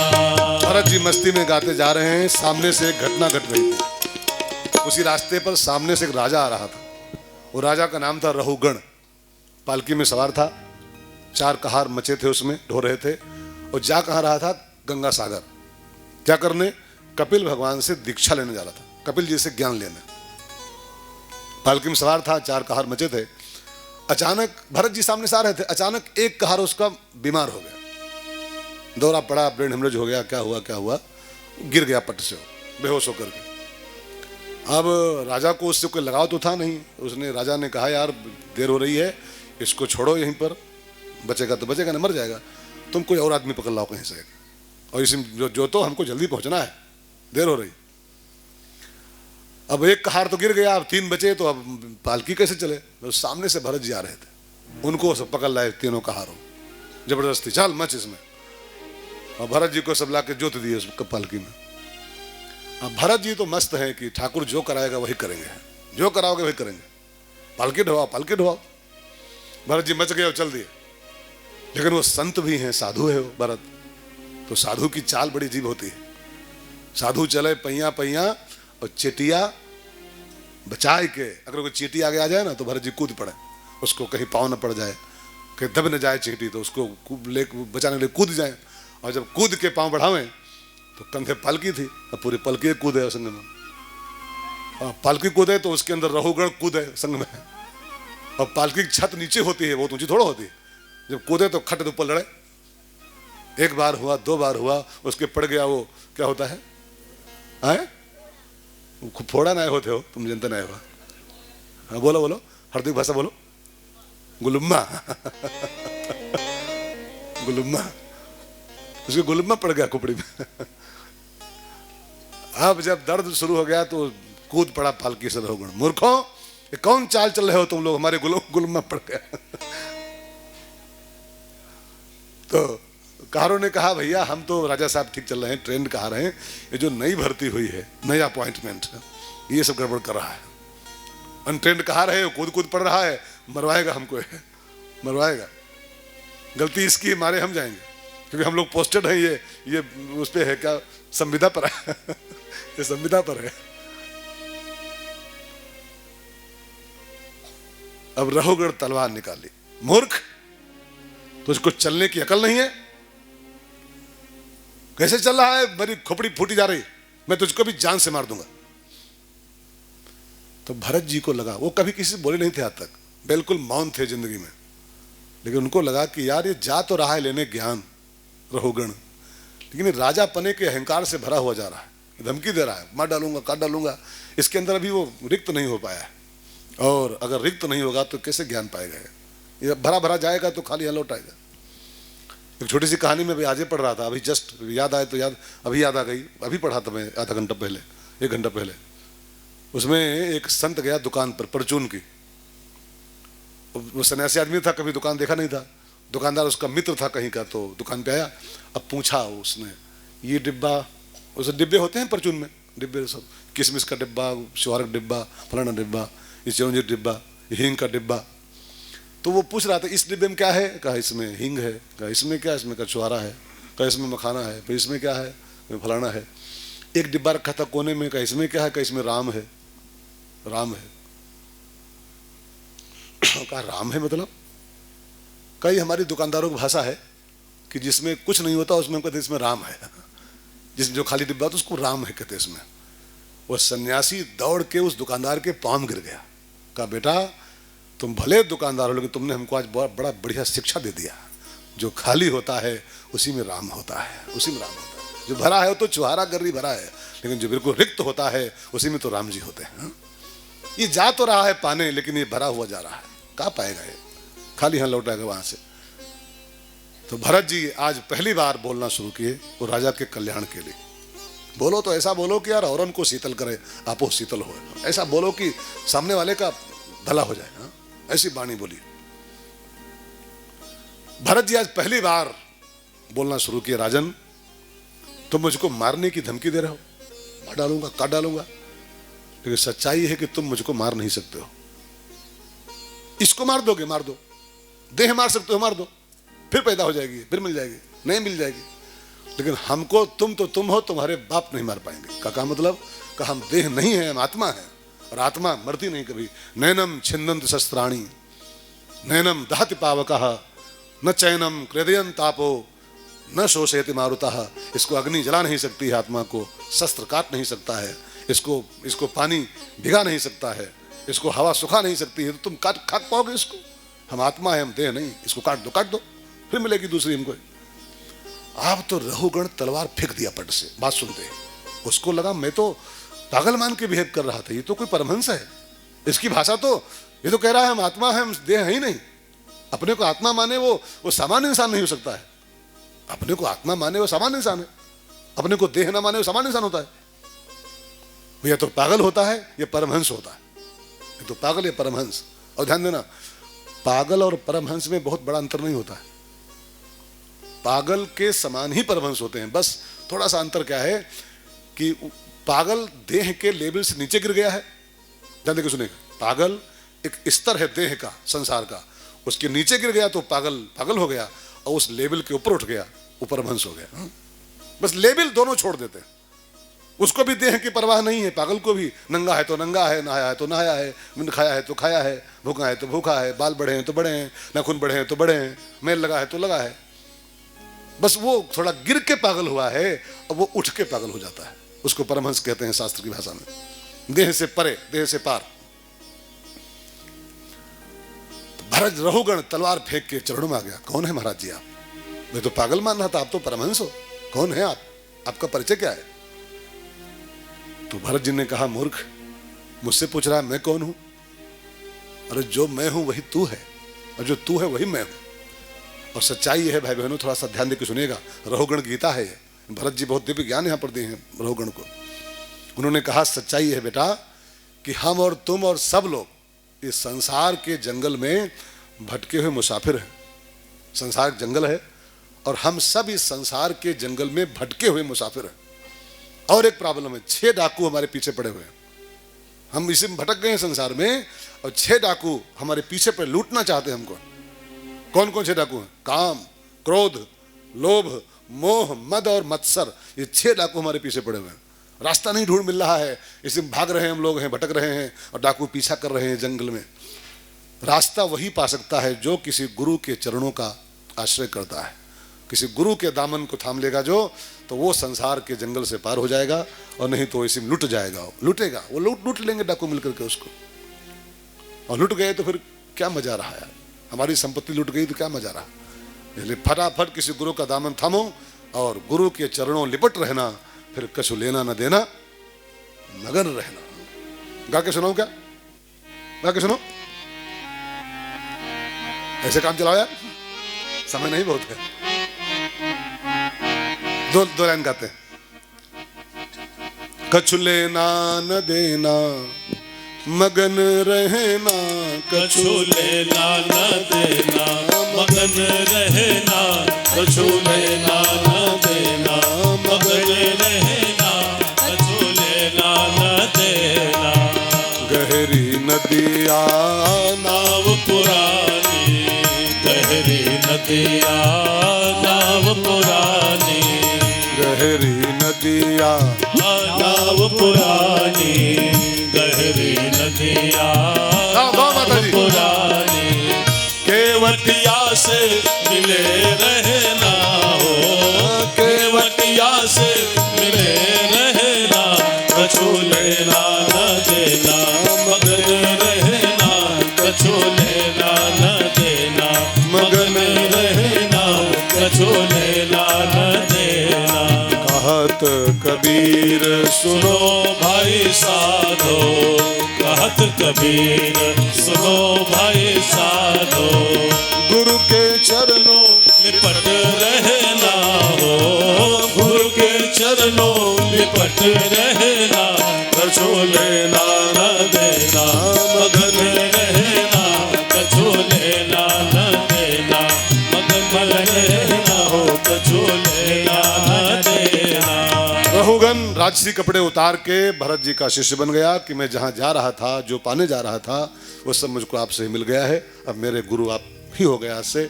और भरत जी को गुरु मान करके रहुगण का बेड़ा पार हो गया। भरत जी भी राम राम करते हुए भवसागर पार हो गए। पंचम स्कंध के अंतिम पन्नों पर, लास्ट पेजों पर एक छोटी सी बात आती है, बहुत ध्यान देकर सुनना। पंचम स्कंध जो चल रहा है, इसके लास्ट पृष्ठों पर कुछ खगोलीय और भौगोलीय वर्णन हुआ है। उसमें लिखा है कि कितने लोक हैं, कै समुद्र हैं, कै नदियां हैं, कितने पर्वत हैं। तो उसमें लिखा है कि जो जहां बैठे हो, इसका नाम मृत्युलोक है। क्या नाम है? मृत्युलोक। इसके ऊपर 7 लोक हैं, इसके नीचे भी 7 लोक, 14 भुवन इसके अलावा माने गए। मृत्युलोक के अलावा 14 लोक और। तो ये इसके ऊपर 7 अतल क्या होता है, देवलोक हो, गंधर्व लोक हो, यक्षलोक, ये सब ऊपर 7 हैं, और नीचे तल, अतल, तलातल, पाताल, ये सब नीचे 7 लोक हैं। लेकिन मुझे जो बात कहनी वो ये है कि मृत्युलोक के जस्ट नीचे, माने पृथ्वी के नीचे और पाताल के जस्ट ऊपर, ध्यान देना, पृथ्वी के जस्ट नीचे और पाताल के जस्ट ऊपर एक अंधेरा गैप है, डार्क गैप। उस अंधेरे गैप में एक लोक छोटा सा बसा हुआ है। उस लोक का नाम लिखा है नरक लोक। नरक पृथ्वी के नीचे है। अब गूगल में नहीं ढूंढ पाओगे इसको, गूगल में नहीं आएगा, ये गूगल के बाप नहीं पहुंचेंगे वहां तक। और हम वो भी गए हैं, अब जब जाए तो बताए पक्की बात कहां पर है, लेकिन लिखा है ऐसा, वे गए नहीं है। हाँ? धरती के नीचे है और पाताल के ऊपर है नरक लोक। वहां पर 28 किस्म के नरक बने हुए हैं। 28 प्रकार के वहां नरकों की क्वालिटी है अलग अलग। उसमें अंध तामिस्र, तामिस्र, सूचीमुख, कुंभिपाक, रौरव, महारौरव आदि आदि 28 नरक लिखे हुए हैं। किस नरक में कौन सा दंड मिलता है ये भी लिखा हुआ है, पढ़िएगा घर में भागवत हो तो। और किस नरक की प्राप्ति किस पाप से होती है ये भी लिखा हुआ है। कौन सा पाप करोगे तो किस नरक में जाओगे, और क्या करोगे तो कहाँ जाओगे, वहाँ कौन सा दंड भोगोगे। ये सब बड़ा विस्तार का वर्णन है। मैं विस्तार क्यों नहीं कर रहा हूं इस विषय का, क्योंकि भागवत में लिखा है कि जो भागवत सुनते हैं वो नरक को नहीं जाते। साफ साफ लिखा हुआ है, जो भागवत सुनते हैं वो नरक को नहीं जाते हैं। तो हम भागवत बाँच रहे हैं और आप भागवत सुन रहे हो, तो न जई हो आप और न जईबा हम। तो जहाँ जाने नहीं है वहाँ की चर्चा में फालतू टाइम का खराब किया जाए। वो जई है वही जो यहाँ ना आए हैं, वही जई हैं। जिन आ जब आएंगे वो बच गए, वो बच गए। भागवत बैठ जाओ, एक घड़ी आधी में पुनियाद, बस बैकुंठ का टिकट पक्का हो गया, नरक कैंसिल, नरक बाईपास। तो नरक जब जाना ही नहीं तो फिर वहां की चर्चा में टाइम का वेस्ट किया जाए, टाइम वैसे भी कम बहुत है। लेकिन नरकों की व्याख्या सुनाई सुखदेव बाबा ने तो परीक्षित जी बैठे बैठे कांपने लगे इस प्रसंग को सुनते सुनते। ये कष्ट, ये कष्ट। अब व्याख्या में जाऊंगा नहीं मैं, बहुत लंबी व्याख्या हो जाएगी, फिर इसी में आरती करनी पड़ जाएगी इनको। आज ही इसी में आरती हो जाएगी। एक नरक है, मैं आपको नाम लिखा दूं, उसका नाम है कुंभीपाक। नाम सुन लो, बहुत खतरनाक नरक, कुंभीपाक। वो किसको मिलता मालूम? किसको मिलता है? और वहां होता क्या है ये भी सब विस्तार, एक एक खाली व्याख्या कर दूं, एक काफी है। कुंभीपाक में क्या होता है, बड़े बड़े कढ़ैया चढ़े हुए हैं। कढ़ैया, कढ़ैया समझते हैं? बड़ी वाली कढ़ैया चढ़ी हुई है, उसमें तेल खौल रहा है कुंभीपाक में, ठीक है। वहां कौन जाता है मालूम? जो मछली, मुर्गी, बकरी भूंज भूंज खाते हैं। आहा, क्या पीस, छन छन छन छन, मछली छन छन छन छन, मुर्गी छन छन छन छन। हाँ, तो भगवान कहते बेटा आओ, कढ़ैया चढ़ी है, तुमने ले आओ, कढ़ैया चढ़ी है। और उन सब लोगों को मरने के बाद जो मछली भून रहे हैं, मुर्गी भून रहे हैं, उन सब के लिए वो व्यवस्था वहां सेट है पहले से ही। बेटा आओ, कहाँ जाओगे? बाकी जय हो कचहरी जान परी है, जय हो कचहरी जान परी है। उनके लिए कढ़ैया चढ़े हैं कि खूब भुने थे, आओ बेटा आओ। और उसी में डाल देते हैं, उठा के खोलते तेल में, और भागने नहीं देते हैं। और एक बात कहूँ, मछली मुर्गी तो कटते ही और भुनते ही मर जाती है, लेकिन वो जो देह वहां जाता है ना, वो मरता भी नहीं। वहां ये नहीं जाता है कि वो तेलम परी गए तो मर गए, मरी हो ना, वह हम छन छन छन हुई हो हजारों साल तक, मरबो ना करी हो और निकरी नहीं पे हो। मसन है निकरी होता है बाहर लिए लाठी बैठे हैं मुकदर हुए, ठोकी है कि चल वह कूद, वह परे परे हजारों साल छन छन छन छन छन छन छन छन। अब इतना सब जानने के बाद जो आज के बाद मुर्गी भून दो मछली, तो जान लो, जान लो ये मजाक नहीं है। कई लोग कहते हैं अरे बोले रहा हो, तुम्हारे कहे का होता है, तुमका देखे हो कहा? हाँ, देखे ना ही हो तो लिखा तो है, लिखा तो है, वो देख के ही लिखा गया है। वो जब जब मौका आएगा तब मालूम पड़ेगा। अभी क्या, अभी लगता है मजाक हो रहा है, खाली मजाक नहीं है। एक रोरो है, रोरो नाम का नरक है, रोरो, जानते हो क्या होता है? अब ये सब इसी टाइम कट जाएगा महाराज। हाँ? हमको एक कथा अगली भी कहनी भी, 9 बजे वाला है, कहा हुई दादा है, एक कथा और होगी, एक कथा 9:15 तक हो जाएगा सब कुछ। हाँ? तो चुपे रहो, कहड्डा है हमका। तो मैं कहा था यार, डोरो की व्याख्या करने, डोरो में क्या होता है? अभी उन्हें पूछो कि तुम देखे हो क्या? लिखा है, वही बता रहा हूं। रोरो में पुतले खड़े हैं, लाइंस, लोहे के पुतले, स्त्रियों के पुतले और पुरुषों के पुतले। लोहे के पुतले हैं, नारियों के पुतले एक लाइन में खड़े हैं, एक पुरुषों खड़े हुए हैं।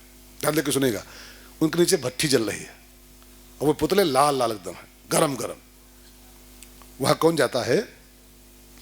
जो पुरुष अपनी पत्नी को छोड़ के, माने धोखा देके, और दूसरे नारियों में जिनका लगाव है, दूसरे की भाभी जी घर पे हैं, जो भाभी जी में फंसे हुए हैं, भाभी जी में, अरे तेरी अपनी देख, उसको चाप, लेकिन भाभी जी घर पे हैं, भाभी जी कहाँ गई जान लो। वो सब लोगों की व्यवस्था वहां पर है, जो अपनी पत्नी को छोड़कर पर नारियों में जिनका आसक्त लगाव है, उनके लिए वहां नारियों के पुतले खड़े हैं कि बेटा आओ, बहुत तुमको लगाव है दूसरी औरतों से, और औरतें खड़ी हैं तुम्हारे लिए सब, और गरम गरम औरतें, लाल लाल, वो सब पुतले खड़े हैं लोहे के, उसी में चिपकाए के और रस्सियों से बांध दिया जाता है। बहुत प्यार था नारियों से, और चिपको है, और वह गरम गरम औरत में हो लोहे की, और धर के बांध जाते हैं। हजारों साल हम चिपके रहा, को बहुत प्यार था और चिपको है।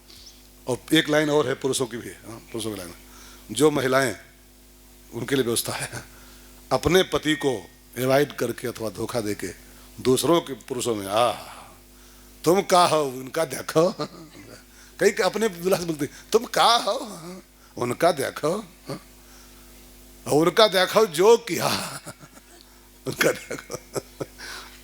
तो व्यवस्था उसकी सेट है पहले से, गरम गरम खड़े हैं भाई साहब, लाल लाल, वह हम धर के बांधी जाएंगे वहां पर, या चिपको आए ना। अब आपको लगता है पापा मजाक कर रहा है, मजाक नहीं, ये सब लिखा है भाई बहनों, लिखा है, तब पढ़ रहा हूं मैं, ये सब व्यवस्थाओं पर है, जब जाओगे तो मालूम पड़ेगा, अभी नहीं। तो जब नरकों की व्याख्या सुनाई, परीक्षित जी ने कहा गुरुदेव अब अगली कथा भले कल दोपहर में कहना 2 बजे से, लेकिन एक छोटी सी बात बता दो, एक प्रश्न का उत्तर दो, क्या कुछ ऐसा रास्ता है, कोई सॉल्यूशन है कि नरक बाईपास हो जाए? व्याख्या किए हो तो मैं पूरा कांप गया हूं सुन करके। तो जिसको जाना पड़ेगा उसका क्या हाल होगा? खाली व्याख्या में ये हाल हो रहा है, वर्णन में ही, तो जिसको भोगना पड़ेगा वो तो बेचारे बहुत तड़पेंगे। तो ऐसा कोई रास्ता है गुरुजी, क्या नरक बाई चांस बाईपास हो जाए? कोई उपाय है इसका? कहाँ उपाय है? कहा बस जल्दी बताओ गुरुजी, कथा अगली बार में कहना, जल्दी बताओ नरक से कैसे बचे, कैसे उससे बाईपास हो जाए। तो आप भी बहुत ध्यान देकर सुन लो, अगर कुछ ऐसा वैसा हो गया हो और नरक न जवैया हो, बाईपास करैया हो, तो बहुत ध्यान देके टॉपिक सुन लो। 10 मिनट का टॉपिक है, आपका पक्का गारंटी है नरक बाईपास हो जाएगा। रहेगा नरक, लेकिन वो आप उससे निकल जाओगे, बाहर बाहर आगे बढ़ जाओगे। क्या उपाय है? तो छठे स्कंद में उपाय आया है, छठे स्कंद में, कि नरक बाईपास करने का उपाय क्या है। आप बहुत ध्यान देके सुनो प्लीज। नरक माने होता है यमराज की लांड्री। नरक माने कुछ और नहीं, यमराज की लांड्री जो है उसको नरक कहते हैं। वो लांड्री है, उसकी धोबी घाट उसका है, वो वहां ले जाता है लाद करके वो, और दे फटाफट पटक पटक के पथरा फरा पटक पटक के निचो निचोए के और साफ करके लाता है, और फिर एक साफ कपड़ा, एक नया जीवन मिल जाता है। तो वो नरक कुछ और नहीं है, वो खाली धोबी घाट है, नरक लांड्री है यमराज जी की। ठीक है ना? अब ध्यान देना, लॉन्ड्री में उसी कपड़े जाते हैं जो आलसी हैं, जो अपने कपड़े खुद नहीं धो पाते हैं। तब धोबी आता है, वो फिर लाद ले जाएगा और फिर पटक पटक के धोएगा और साफ करके ले आएगा। अगर आप चाहते हो कि धोबी न ले आए हमको, वो यमराज न ले जाए अपने लॉन्ड्री में, न पटके हमको उठा उठा के, तो अपना कपड़ा खुद ही धोए लो। आप आलस मत करो, लेजी मत बनो, फटाफट अपना कपड़ा साफ कर लो। और जिसका अपना कपड़ा चकाचक पहले से है, साफ सुथरा रखा है, तो धोबी आएगा तो कहेगा कोई कपड़ा है गंदा? नहीं, गंदा कोई नहीं, जाओ यू कैन गो, गंदा कोई नहीं, मेरे यहाँ सब साफ है। अपना ये कपड़ा, जीवन की चद्दर स्वयं साफ कर लो। अब एक प्रश्न आता है कि उस कपड़े को साफ करने के तो बहुत से डिटर्जेंट हैं, कोई सर्फ एक्सल है कि रिन है कि क्या है कि क्या है, लेकिन इस कपड़े को साफ करने का पाउडर क्या है, वॉशिंग पाउडर क्या है? तो भागवत का अंतिम श्लोक पढ़िए, लास्ट पेज पर लिखा हुआ है, वॉशिंग पाउडर का नाम लिखा हुआ है। वो प्रयोग करो तो आपका जीवन, वो प्रयोग करते ही वो पाउडर चकाचक हो जाएगा। और एक बार जीवन चकाचक हो जाए तो फिर वो आएगा, तो उसकी ड्यूटी आएगा, पूछेगा कोई कपड़ा गंदा हो तो लाओ, और वहाँ सब धोने रखे हैं तो जाओ जाओ। एक पाउडर है, उसका यूज करो जीवन में। आज से ही आपकी जिंदगी की जो चद्दर है पूरी चकाचक हो जाएगी। फिर यमराज से आप बाईपास हो जाओगे, बच जाओगे, नरक से बच जाओगे। उस पाउडर का नाम लिख लो, आप याद कर लो। भागवत का बिल्कुल लास्ट पेज पढ़िए, अंतिम श्लोक लिखा है, नाम संकीर्तनम यस्य सर्व पाप प्रणाशनम प्रणामो दुख समनम तम नमामि हरिम परम। इसमें साफ साफ नाम लिखा है, नाम संकीर्तनम यस्य, परमात्मा के नाम का संकीर्तन ही वो निरमा है, वो पाउडर है, जो जन्म जन्मांतर के समस्त पापों को, आज के नहीं, सर्व पाप, आगे के पीछे के पहले के 100 जन्म के सारे पापों के मैल को धो के बाहर कर देता है।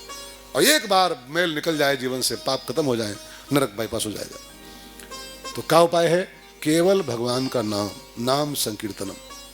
मैं इसलिए फिर बार बार जोर दे रहा हूं, ये निरमा खरीद लो, बिन दाम के मिलता है, बाकी निरमा मोल मिलते हैं, ये बिन दाम के मिल रहा है।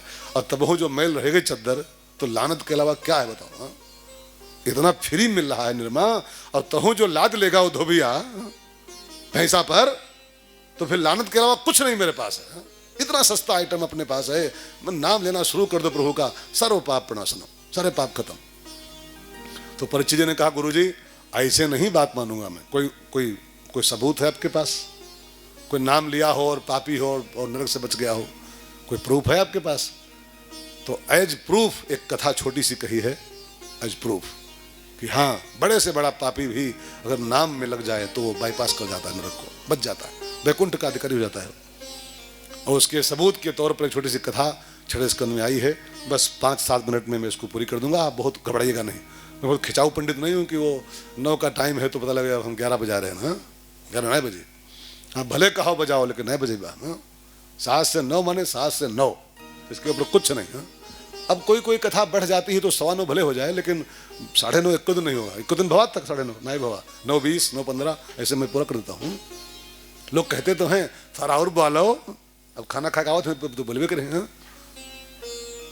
कई लोग कहते हैं कौन जल्दी है, खाए ले तब चलाओ। तो हमने हाथ जोड़े थे, खाना खाओ बाद में, कथक बाद में। हाँ? लेकिन पहले चाह पीते हैं, खाए ले कौन हुआ, कथा कौन भागी जाते हैं।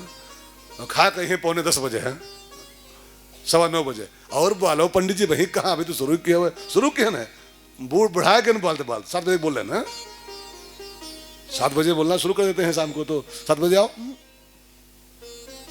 तो गांव में यही तो व्यवस्था गड़बड़ है। लोग चलते हैं खाए पी के, घर से खाए पी के, खाए ले तब चलाओ आराम से, चौधरी बैठो चले, वही मैं वहां जाओ तो वहां जाओ, नींद हम सो जाओ पटल गिर के। और तब गांव के पंडित भी खूब खींचते हैं उधर, 11 साढ़े 11 पौने 12 1 बजे तक बोलते हैं। अब चैत्री माला सुनाओ, अब सरिया सुनाओ, अब बधावा सुनो, 12:30 बज गो। कथा कहना है तो 7 से 9 माने 7 से 9:15, इसके ऊपर थोड़ा बढ़ेंगे। अब समय से आओ। तो आज की अंतिम कथा और विदिन 10 मिनट आपके साथ शेयर करूंगा, लेकिन वो कथा नहीं है, एक प्रूफ है, एक सबूत है कि कितना भी पापी से पापी इंसान हो, अगर नाम सेवा में लग जाए, नाम साधना में, बाईपास कर जाएगा वो। और 6ठे स्कंद में सुखदेव जी कहते हैं, राजन एक गांव था कन्नौज के पास, कान्य कुब्जे दुजह कश्चित। कान्यकुज माने कन्नौज। कान्यकुब्ज एक वो ब्राह्मणों में एक वो भी है, कान्यकुब्ज और सरजूपारी सब होते हैं ना, तो हम लोग कान्यकुब्ज में आते हैं इधर, हम लोग सब लोग लगभग कान्यकुब्ज में हैं, और जो सरजू के उधर रहते हैं सब सरजूपारी होते हैं। तो अब वो उसमें लफड़ा है, वो मत जाना उसमें, वो सब लफड़े हैं, खाली लफड़े बहुत हैं। हमको लगता है ये किसी ने साजिश किया है ब्राह्मणों को फोड़ने के लिए, कि ब्राह्मण जूझे आपस में। हाँ क्योंकि किसी को कोई साजिशन से हुआ है, साजिशन। ब्राह्मण अगर एक रहेंगे तो फिर पूरे विश्व पर राज कर सकते हैं। ब्राह्मणों जो क्षमता होती है, पंडितों में जो बौद्धिक क्षमता होती है, अगर एक हो जाए तो पूरे वर्ल्ड पर राज कर सकते हैं। भारत पे नहीं, पूरे संसार पर राज कर सकते हैं। लेकिन वो एक हो नहीं रहे कोई, तो सरजू पारी, गंगा पारी, कानकुब्ज, ये लहरी वो लहरी, बनाए सब मारा, सब तितर बितर कर दिया लोगों ने। 12 बिस्वा, 20 बिस्वा, 18 बिस्वा, 16 बिस्वा, हद है यार, हद है। ये किसी की साजिश है, खुली साजिश है, खुली कुछ नहीं इसके पीछे साजिश के अलावा। 12 बिस्वा तरफ ये क्या होता है, व्हाट इज दिस, क्या है ये केवल ब्राह्मणों को फोड़ने का एक साजिशन प्रोग्राम है, खाली साजिशन। आजकल देखो ये वोट के चक्कर में क्या, ब्राह्मणों को छोड़ो सबको फोड़ दिया, आजकल सबको फोड़ दिया। ये BC और SC और CC और ST और SD और बनाए सबका वोट बैंक खाली फिक्स हो रहा है। और जानते हैं समाज के खंड खंड हो जा रहे हैं, सब समाज टुकड़े में बटा जा रहा है सब। उन कुछ चंद लोगों का खाली फायदा इसमें हो रहा है, चंद लोगों का, और चंद धूर्त फायदा अपने फायदे के चक्कर में समाज की नाश पढ़े दे रहे हैं सब। SC है, ST है, ये बैकवर्ड है, फलाना है, धमाका है, उनकी तो वोट ठीक हो रहे हैं, उनकी सीटें पक्की हो रही हैं, हम लोग मरे जा रहे हैं आपस में।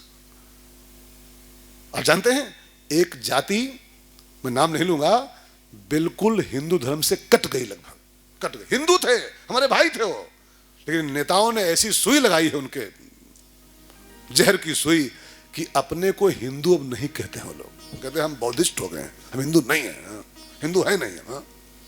ये किसकी गलती है, एक आदमी का खाली वोट बैंक सिद्ध हुआ, उसकी वो CM बन गई, लेकिन वो उसने वो जहर भरा कि मारा, एक अंग हमारा काट के अलग कर दिया। अब खाली वही नहीं, कई और काट रहे हैं, यादव समाज, कुर्मी समाज, मुसलमानों को कोई काट ले रहा है, अहिरों को कोई काट ले रहा है, पंडितों को कोई जुझाई दे रहा है, ठाकुरों को कोई झपट ले रहा है। उनकी तो कुर्सी हो रही पक्की, और हम मरे जा रहे हैं, हम कटे जा रहे हैं। सब साजिश चल रही है, चंद स्वार्थियों के चक्कर में हम सब मर जा रहे हैं, बट जा रहे हैं, कट जा रहे हैं, बट जा रहे हैं। सो भाई बहनों सावधान रहो इनसे, बहुत मतलबी लोग हैं सब, मतलबी लोग सब। भाई बहनों मैं क्या कह रहा था, कान्यकुब्ज कन्नौज को कहते हैं, और कन्नौज के पास एक गांव था, उसी में एक ब्राह्मण रहते थे, नाम था उनका पंडित अजामिल, धर्म था पंडित अजामिल। बड़े धर्मात्मा सदाचारी ब्राह्मण थे, पहले पुजारी थे, पुजारी भी थे, धर्मात्मा भी थे, बड़े अच्छे पंडित जी थे। एक दिन क्या हुआ, अजामिल जा रहे थे कथा करने, किसी दूसरे गांव में, वो कथा वथा करते थे, वो 5 शंख वाली वो पूजा वूजा कराते थे। तो किसी गांव में कथा करने जा रहे थे, अपने गांव से उस गांव के बीच में एक जंगल पड़ता था छोटा सा, उस जंगल से गुजर रहे थे पंडित जी वो अजामिल जी। तो क्या हुआ, उस जंगल में एक दृश्य देखा उन्होंने। एक बेविचारी आदमी, एक कोई चरित्रहीन आदमी किसी वैश्या को कहीं से लाया था पैसा दे करके, उसी जंगल में अपना वो कुकर्म कर रहा था, अपना विषय भोग कर रहा था अपना वैश्या के साथ। अब पंडित जी बाई चांस वहीं से गुजर रहे थे, और कहीं रास्ते बगल में वो सीन चल रहा होगा अपना। अब बगल में हो तो निगाह पड़ गई पंडित जी की। अब निगाह पड़ गई, वो सीन देखा तो इनका मन खराब हो गया। आहा, क्या भाग्यशाली है, ऐसा ही मुझे भी करना चाहिए। हमारे संतों ने कहा है ना, दुस्संगः सर्वथा त्याज्यः, कुसंग सर्वथा त्यागो। नहीं तो अच्छे अच्छे पुजारी दुराचारी होने में देर नहीं लगती है, कुसंग में पड़ते ही। कुसंग से बहुत बचना चाहिए इंसान को। कैकेयी की ऐसी माँ, वो कुबड़ी का कुसंग कर ली 2 मिनट खाली बस, मंथरा का। अब मंथरा के कुसंग का फल क्या हुआ कि कैकेयी जैसी माँ ने पूरे अयोध्या की नाक में दम कर दिया। खुद तो उसकी नाश हुई, आज तक गाली खा रही कैकेयी, आज तक गाली खा रही। और क्या उसका प्रभाव क्या था, खाली वो 2 मिनट का कुसंग उस कुबड़ी का उसको ले डूबा कैकेयी को। इसलिए कुसंग से बचो। अब वो अजामिल जैसे पुजारी पंडित को वो कुसंग लग गया, वो गंदा सीन देख लिया, वो गंदा सीन, और परिणाम क्या हुआ, उसके अंदर गंदगी भर गई सब। ऐसा ही मुझे भी करना है, मैं भी वैश्या के पास जाऊंगा, मैं भी उसको लाऊंगा बुला के, मैं भी ऐसे मौज करूंगा। गंदा सीन देखा और गंदा हो गया। अब जरा 1 मिनट फैसला करो कि 2 मिनट का गंदा सीन पुजारी जैसे अजामिल जैसे पुजारी को पतित कर सकता है जब, तो आजकल जो हर नौजवान के हाथ में गंदगी का पुलिंदा वो गूगल और यूट्यूब और सब चल रहा है, गंदगी का पुलिंदा है वो। अच्छी बातें भी हैं, लेकिन अच्छी बातें कौन देखता है यार, कौन देखता है। नौजवानी सब जाने कहाँ जा रही है, कहाँ जाने कहाँ। अब जवानी छोड़ो, इतने इतने बच्चे जा रहे हैं सब नरक की ओर। दे वीडियो गेम, पबजी और सब्जी और लबजी, लबजी। इतने इतने बच्चे, मम्मी कहती ले बेटा पबजी लो और जूझो ही माँ, हम टीवी देखे। मम्मी थमा देती हैं, ले पबजी ले, जूझो, पिंड उछाड़ो हमार, तुम जूझ हो जाए। तो मम्मी अपने भाभी देखा कि पबजी भैया के समान है, भैया पबजी देख रहे हैं, और मम्मी भाभी जी घर पे हैं कि जहन्नुम गई। निमकी मुखिया दिख रही बेटी, निमकी मुखिया। मैं ये आपको लग रहा है मजाक कर रहा हूं मैं, नहीं। 2 मिनट का गंदा दृश्य अजामिल के ऐसे पुजारी को जब बर्बाद कर दिया, तो आजकल जो घंटों में मोबाइल लेके गंदे गंदे सीन इंसान देख रहा है, कहां जाएगी जवानी हमारी, कहां जाएगा देश हमारा, किधर जाएगा। भाई बहनों, दुराचारी हो गया। और फिर वो एक वैश्या के चक्कर में पड़ गया, कोठे पे गया, वैश्या को मोल ले आया, पैसा था उसके पास, मोल लाया और वैश्या को घर में रखा और दुराचार में लिप्त हो गया पूरी तरीके से, आकंठ डूब गया। फिर चोरी भी करना शुरू कर दिया, फिर दारू भी बेचना शुरू कर दिया, दारू पिए भी बेचे भी, सब दुनिया भर के कुकर्म आ गए। एक बात कहूँ ना, कुकर्मों में बड़ी एकता होती है, ठीक समझिएगा। दुर्गुणों में बहुत एकत्व होता है, सगुणों में नहीं होता, अच्छाई में नहीं होता। अच्छाई 1 by 1 ला मिलती है, एक लाओगे खींच खांच के कहीं ढूंढ के, अब 2-4 साल और फिर ढूंढोगे तब दूसरी आ पाएगी। लेकिन दुर्गुणों में ऐसी एकता होती है कि एक एंट्री कर पाया जीवन में आपको, एक दुर्गुण खाली, तो फिर वो जैसे ट्रेन में वो पीछे वो बोगी फंसी होती ना, हुक फंसे होते हैं, दुर्गुणों में बोगी फंसी होती। एक एंट्री किया आपके जीवन में बुराई है कि एक के पीछे फिर दूसरी बुराई, फिर तीसरी बुराई, फिर चौथी बुराई, आप रोक नहीं पाओगे। अगर आप घूसखोरी शुरू कर दो, घूसखोरी, तो घूस करोगे खाली एक का काम, घूसखोरी, उसके पीछे फिर दारू, फिर जुआ, फिर कबूतरबाजी, ये सब आपका शुरू हो जाएगा, अपने आप शुरू हो जाएगा, जान नहीं पाओगे कहाँ से आ गया है। दारू भी घुस जाएगी, फिर जुआ घुस जाएगा, फिर शराब घुस जाएगी, फिर गुटखा घुस जाएगा, फिर कबूतरबाजी करना शुरू कर दोगे, फिर जाओगे वहाँ होटलों में मौज करने के लिए। एक घुसखोरी ने कितने ला दिए। मेरे कहने का भाव ये है, खाली दुर्गुण एक एंट्री कर जाए जीवन में तो फिर बस लाइन लग जाती है पूरी दुर्गुणों की। अब वो खाली वैश्विक चक्कर में पड़ा और परिणाम क्या हुआ, शराबी भी हो गया, कबाबी भी हो गया, अब बकरी काटे, मांस बेचने जाए, दारू की बोतल लावे, दुनिया भर के कुकर्म कर रहा है। पाप करते करते उसकी जिंदगी लगभग पक गई। अंतिम चरण में उसका जीवन आ गया, बुढ़ापा आ गया अजामिल का। तब भगवान को उस पर थोड़ी दया आ गई। भगवान को दया इस बात की आई कि बेचारा पहले पुजारी था मेरा, ये बड़ा अच्छा भगत था, ये बड़ा अच्छा पंडित था, ये तो कुसंग में पड़ गया और दुराचारी हो गया है। मैं पहले मेरा बहुत इसने पूजन भजन किया है, बड़ी कथा था बांची इसने गांव गांव में। तो भगवान को इस पर कृपा हो गई, दया आ गई, और भगवान ने अपनी कृपा अजामिल पे कर दिया। और ध्यान देना, भगवान जब किसी पे कृपा करते हैं तो उसके जीवन में एक चीज भेजते हैं खाली, बस। आप इसको नोट करो, भगवान की कृपा से जिंदगी में केवल एक चीज आती है बस, और उस चीज का नाम है कोई संत जीवन में आता है। और जब कोई संत जीवन में पधारे तब जानना कि अब रघुवीर अनुग्रह की ना, जो रघुवीर अनुग्रह की ना, जो रघुवीर अनुग्रह कीन्हा, तो तुम मोहि दरसु हठ दीन्हा, तो तुम मोहि दरसु हठ दीन्हा। अब मोहि भरोस हनुमंता, अब मोहि भरोस हनुमंता, बिनु हरि कृपा मिलहि नहीं संता, बिनु हरि कृपा मिलहि नहीं संता। राम कृपा करते हैं तो संत मिलता है जीवन में, कोई न कोई संत आता है।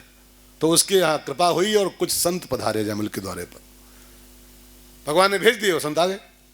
अब संतों ने उसके यहाँ रात्रि विश्राम किया, उसके यहाँ भोजन किया, और संतों की जब सेवा दर्शन अजामिल पाया तो उसकी बुद्धि कुछ शुद्ध हो गई।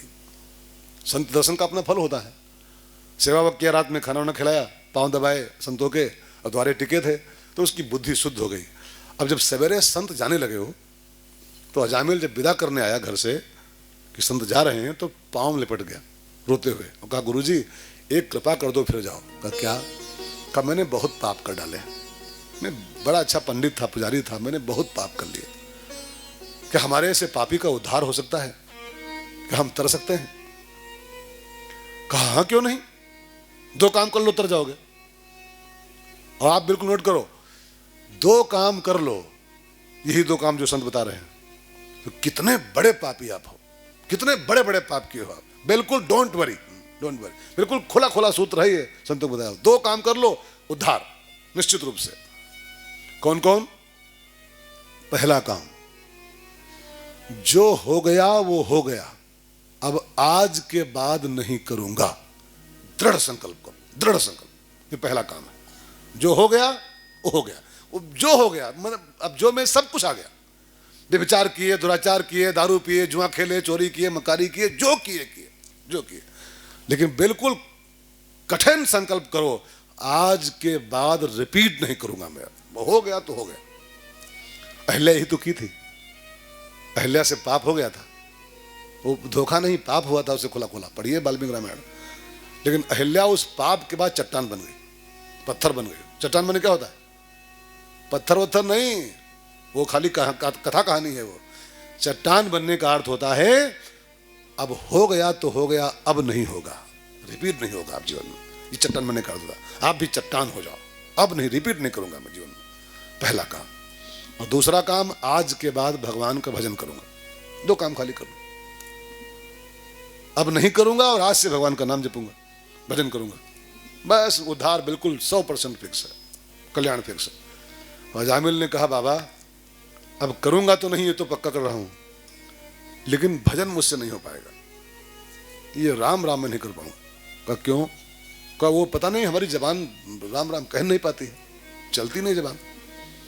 एक बात कहूं ना, भजन सबसे हो नहीं पाता है, सबसे नहीं। रामायण में एक चौपाई सुंदरकांड में पढ़िए, पापवंत कर सहज स्वभाव। पापवंत जो होते हैं उनका एक बिल्कुल नेचुरली नेचर होता, उनका होता है भजन मोर ते ही भाव न। उनको मेरा भजन नहीं सुहाता है, कर ही नहीं सकते। कथा हो रही है, बहुत इतनी प्यारी कथा गाँव में चल रही है, लेकिन इसी गांव में कई लोग होंगे महुईपुरी में, उनसे कहा कथम चली हो, कथा बवाल कथा है, बवाल चल रहा है, कथा कोई है बवाल। एक बाबा है खाली झाए झाए कह रहा है कथा हो रही है, तुम्हें जाओ बैकुंठ ले हो, हमका ना जाए, तुम्हें जाओ बैकुंठ कमाओ जाए, तुम दारू पी कथा सुनी है। अब देखिए उसके दोष नहीं उसका है, उसका दोष थोड़ा है, वो रामायण की सिद्धांत है, पापवंत कर सहज स्वभाव, कि भजन मोर ते भाव न काऊ, उसको कथा कीर्तन भजन नहीं सुहाता है। इससे उल्लू होता है ना, उल्लू की आंख में परमात्मा ऐसा लेंस फिट कर दिए हैं कि उल्लू को प्रकाश नहीं सुहाता है। वो जहां सूर्य निकलता है वहां आंखें मूंद लेता है, रात में आंखें खोलता है, रात में खूब दौड़ेगा खूब देखेगा, लेकिन उसको दिन नहीं सुहाता है। प्रकाश न सुहाए अंधेरा सुहाए जिसको उल्लू है। और कई उल्लू के बड़े भाई होते हैं दुनिया में, हाँ, जिनको कथा न सुहाए, जिसको कीर्तन न सुहाए, जिसको भजन न सुहाए, तो उल्लू के सगे बड़े भाई हैं वो। उनकी आंखों में भगवान ने वही लेंस डाल दिया कि बेटा तुमको खाली यही सुहाएगा अंधेरा, प्रकाश तुमको नहीं सुहाएगा। तो वो जामिल पापी था, उसने कहा बाबा मुझसे राम राम नहीं हो सकता है।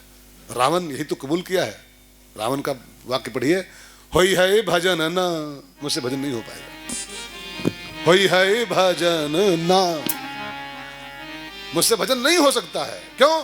तामस देहा, होई है भजन ना, तामस देहा, मन क्रम भजन मंत्र दृढ़ देहा, मन क्रम भजन मंत्र दृढ़ देहा।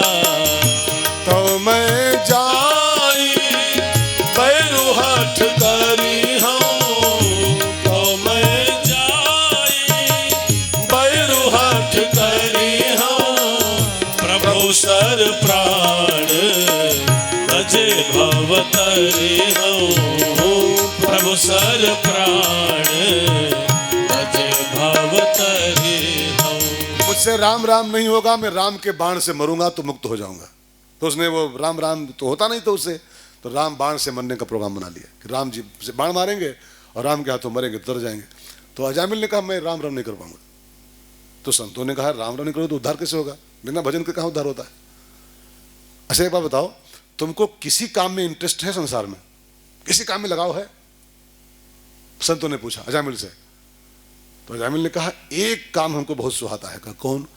कहा हमारे 9 लड़का हैं, उसके 9 बच्चे थे, 9 ठैया, 9 ठैया, 9 बच्चे थे उसके, छोटे छोटे, गोलू भोलू रिंकू पिंकू सब सब सब थे उसके यहाँ 9। उसने कहा हमको इसमें बहुत इंटरेस्ट है, बच्चों को नहलाना पिलाना खिलाना घुमाना, उनको पुकारना, उनका नाम लेना बार बार, ये हमको बहुत अच्छा लगता है काम है। संतों ने कहा तब तो मुझे रास्ता मिल गया तो तेरे कल्याण का। कहा क्या? तेरे 9 हैं, अभी एक और तेरे होगा, 10वां मेरा आशीर्वाद है, एक और होगा। कहा अब होगा, अब तो 70 साल के होगा, 70 हो चाहे 80 हो ही आशीर्वाद मेरा, एक और हो ही। कहा फिर? कहा बस एक काम करना है तुम्हें, उसका नाम रखना नारायण, उस बेटे का, बस इतना काम मेरा कर देना, तुम्हारा उद्धार पक्का हो जाएगा। संतों लोग बच्चों में इसको इंटरेस्ट है तो बच्चों के बहाने इसको उतार दें। संत चले गए और आशीर्वाद फलीभूत हुआ, उसके बढ़ोतरी में बच्चा हुआ एक। अब संतों की बात याद आई कि संतों ने कहा था, तो उसने नाम रखा उसका बेटे का नारायण, अंतिम बेटे का। अब बच्चों से उसको लगाव था ही, और आखिरी बच्चे से बहुत लगाव था, लास्ट वाले से। अब नारायण का नाम उसकी जिह्वा पर ऐसा चढ़ा बेटे के बहाने, नारायण आओ खाओ, नारायण आओ नहाओ, नारायण आओ दूध पियो, नारायण आओ सो जाओ, नारायण आओ ये करो, नारायण नारायण नारायण नारायण, दिन भर शुरू हो गया उसके जिह्वा से, दिन भर। अब वो धोखे में काम हो रहा है, लेकिन हो रहा है हाँ, काम धोखे में हो रहा है, लेकिन काम शुरू हो गया उसका। अब नारायण का नाम ले रहा है जिह्वा से, बहाने सही लेकिन ले तो रहा है। देखो सल्फा जो गोली चाहे जाने खाओ, जो धोखे में खाओ। अब सोचो, सल्फा जो गोली चाहे जाने गिल जाओ, चाहे कोई दूध हम पियाते घोर का धोखे में, लेकिन दोनों तरीके से मरना ही पड़ेगा, है ना, दोनों तरीके से मारेगी ही हो। तो जैसे सल्फाज चाहे जान के पियो चाहे धोखे में पियो, मरबे करियो। ऐसे भगवान का नाम चाहे जान के ले और चाहे धोखे में ले, तरीबे करे हो, इसमें दो राय नहीं, नो डाउट। जैसे जहर मारता ही मारता है, चाहे जान के खाओ चाहे धोखे में खाओ, ऐसे राम का नाम तारता ही तारता है, चाहे जान के लो चाहे धोखे में लो। अब अजामिल का काम शुरू हो गया, बेटे के बहाने ही सही, लेकिन उसका काम शुरू हो गया। एक एक नाम पे उसके पाप कटने शुरू हुए। अभी कुछ पाप बचे थे, तब तक उसकी मौत का दिन आ गया। बीमार हुआ, मौत के समय आ गया, जमदूत उसको लेने आ गए अजामिल को। अब जब कुटाई शुरू किया तो ने मार मुकदर, अब वो चिल्लाया, रक्षा के लिए बुलाया, सिक्योरिटी के लिए। अब बुलाया किसको? उसको सहारा एक था खाली, लगा उसी था। तो उसने आवाज देना, नारायण कहा हो, जल्दी आओ, नारायण कहा हो, हमको तो पीट रहे हैं, बचाओ, नारायण कहा हो, बचाओ। एक सांस में कई बार नारायण को आवाज दिया उसने, उसको नहीं, बेटे को ही आवाज दिया था, आओ बचाओ, नारायण कहा हो, नारायण जल्दी आओ। अब लिखा है भागवत में कि उसका बेटा तो कहीं दूर खेल रहा था, कहीं दूर खेल रहा था, गुल्ली डंडा अपना, खो खो, कबड्डी, वो नहीं सुन पाया। लेकिन वो नारायण बहुत सुनने में बहुत सातिर है। कबीरदास ने कहा है ना, चींटी के पग घुंघरू बाजे वो भी साहिब सुनता है। इतना उसके तेज कान है कि चींटी के पायल पहनाओ। अब चींटी कितनी बड़ी पायल आई, चींटी की पायल कितनी बड़ी हुई, अब फिर उसके घुंघरू बजाएं तो कबीरदास कहते हैं चींटी के पग घुंघरू बाजें वो भी साहब सुनता है। इतना उसके सात कान है, तेज। कहा दिल्ली में द्रौपदी पुकारी थी, दिल्ली में, और तो फोन कहाँ थे, दिल्ली में पुकारी थी हस्तिनापुर में, और कहाँ गुजरात में द्वारका है, वहां था कन्हैया। दिल्ली की आवाज विदाउट फोन द्वारका पहुंच गए थे, सुन लिया था वो, और सेकंडों में आ गया था, सेकंड भर में। तो मेरे कहने का अभिप्राय वो सब सुन लेता है साहेब, बस पुकार आपकी सच्ची होनी चाहिए। क्या हुआ, अजामिल ने पुकारा था अपने बेटे को, लेकिन सुन लिया भगवान ने उसकी। भगवान के दूत तुरंत आधम के, और दूतों ने डांट के फटकार के जमदूतों को भगाया। मूर्खों, ये भगवान का नाम ले रहा है तो इसके पास कैसे खड़े हो, गेट आउट, ये बैकुंठ जाएगा वे। तो भगवान के दूतों ने कहा भी कि यार, जमदूतों ने कहा, ठाकुर जी के दूतों, ये भगवान का नाम नहीं ले रहा है, इसका लड़का है ना, उसको बुला रहा है नारायण को। भगवान का नाम ले रहा होता तो हम लोग इसके पास आते ही नहीं कभी। ये महापापी है, ये बेटे को बुला रहा है, इसका बेटा नारायण उसको आवाज दे रहा है। तो भगवान दूतों ने कहा कि बिजली की तार चाहे जान को छो, चाहे धोखे में छू जाए, काम वहां होते हैं एक ही है। अच्छा, तार बिजली का चाहे जान छू लो, चाहे कहीं धोखे में छू जाए तो क्या हुई, एक ही काम हुई। ऐसे भले बेटे का नाम ले रहा है, लेकिन कह तो नारायण रहा है, नारायण आओ, नारायण आओ, हम लोग आ गए हैं, अब यू कैन गो, और नहीं तो तुमको भस्म कर देंगे। भैया जमदूत भाग गए। भगवान के दूतों ने अजामिल को अपने साथ लिया और परम धाम ले गए उसको। अजामिल तो गया कथा में, कथा उसकी पूरी हो गई, लेकिन एक मैसेज हमको आपको दे गया है कि महुईपुरी वालों, मैं तो जा रहा हूं, लेकिन मेरा एक संदेश आप ले लो, फिर आप भी जाओ आरती करो, है ना। संदेश इस कथा का क्या है, अजामिल की कथा कह रही है कि कितने बड़ा से बड़ा पापी हो। अजामिल कहता, मुझसे अधिक पाप तुम नहीं कर पाओगे, तुम लाख पापी हो लेकिन मुझसे छोटे हो, मैं तुम्हारा बड़ा भाई हूं पाप के मामले में। जब मेरे ऐसा पातकी बेटे के बहाने, भगवान का नाम नहीं लिया मैंने, बेटे के बहाने राम का नाम ले लिया, अब मेरे ऐसा पापी जब विमान में बैठ के बैकुंठ जा रहा है, तो हमसे बड़े पापी तुम्हारे में से कोई नहीं होंगे। अगर आप भी भगवान के नाम में लग जाओ, अभी तक जो गंवा चुके हो, जो बीत गया वो बीत गया। अगर आज से भी सोते जागते उठते बैठ, और एक बात कह दूं, राम के नाम में इतनी छूट है कि नहाए बेनहाए, शुद्ध अशुद्ध, किसी भी अवस्था में राम राम करने की मनाही कभी भी नहीं है, कभी भी नहीं। आप नहाए ना हो तो राम राम कर सकते हो, आप अशुद्ध हो तब भी आप राम राम कर सकते हो, आप अशुद्ध हो तो आरती नहीं कर सकते हो, आप अशुद्ध हो तो पूजा नहीं कर सकते हो, लेकिन आप अशुद्ध हो तब भी आप राम राम कर सकते हो। झूठ है साफ साफ। यहां तक लिखा है, अगर आप वहां बैठे हो, वो जो बने हैं 3 ठो, वो 2 उधर वाले 2, इधर तो बाथरूम है, उधर वाले। अब एक गंदी बात हो जाएगी, लेकिन छूट लिखी है, अगर आप वहां भी बैठे हो वहां, तब भी लिखा है कि आप राम राम कर सकते हो, कर सकते हो। लेट्रिन करते करते भी राम राम करो तो भी पाप नहीं होता है, साफ साफ लिखा हुआ है।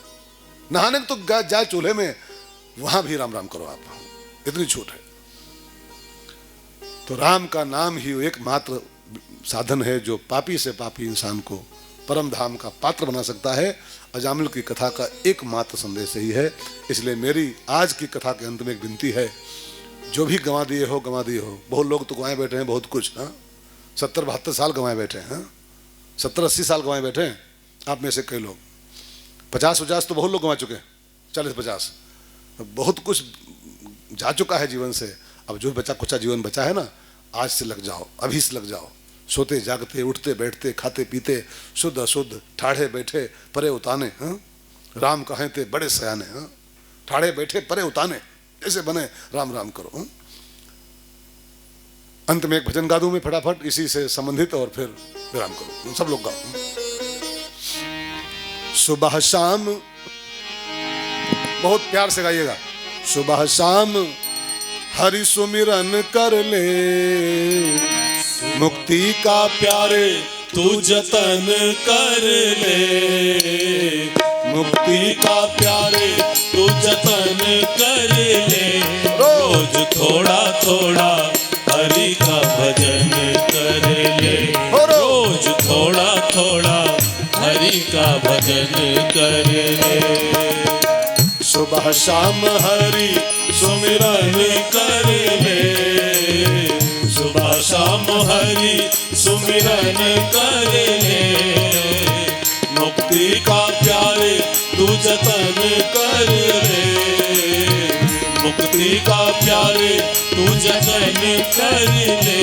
रोज थोड़ा थोड़ा हरि का भजन कर ले, रोज थोड़ा थोड़ा हरि का भजन कर ले।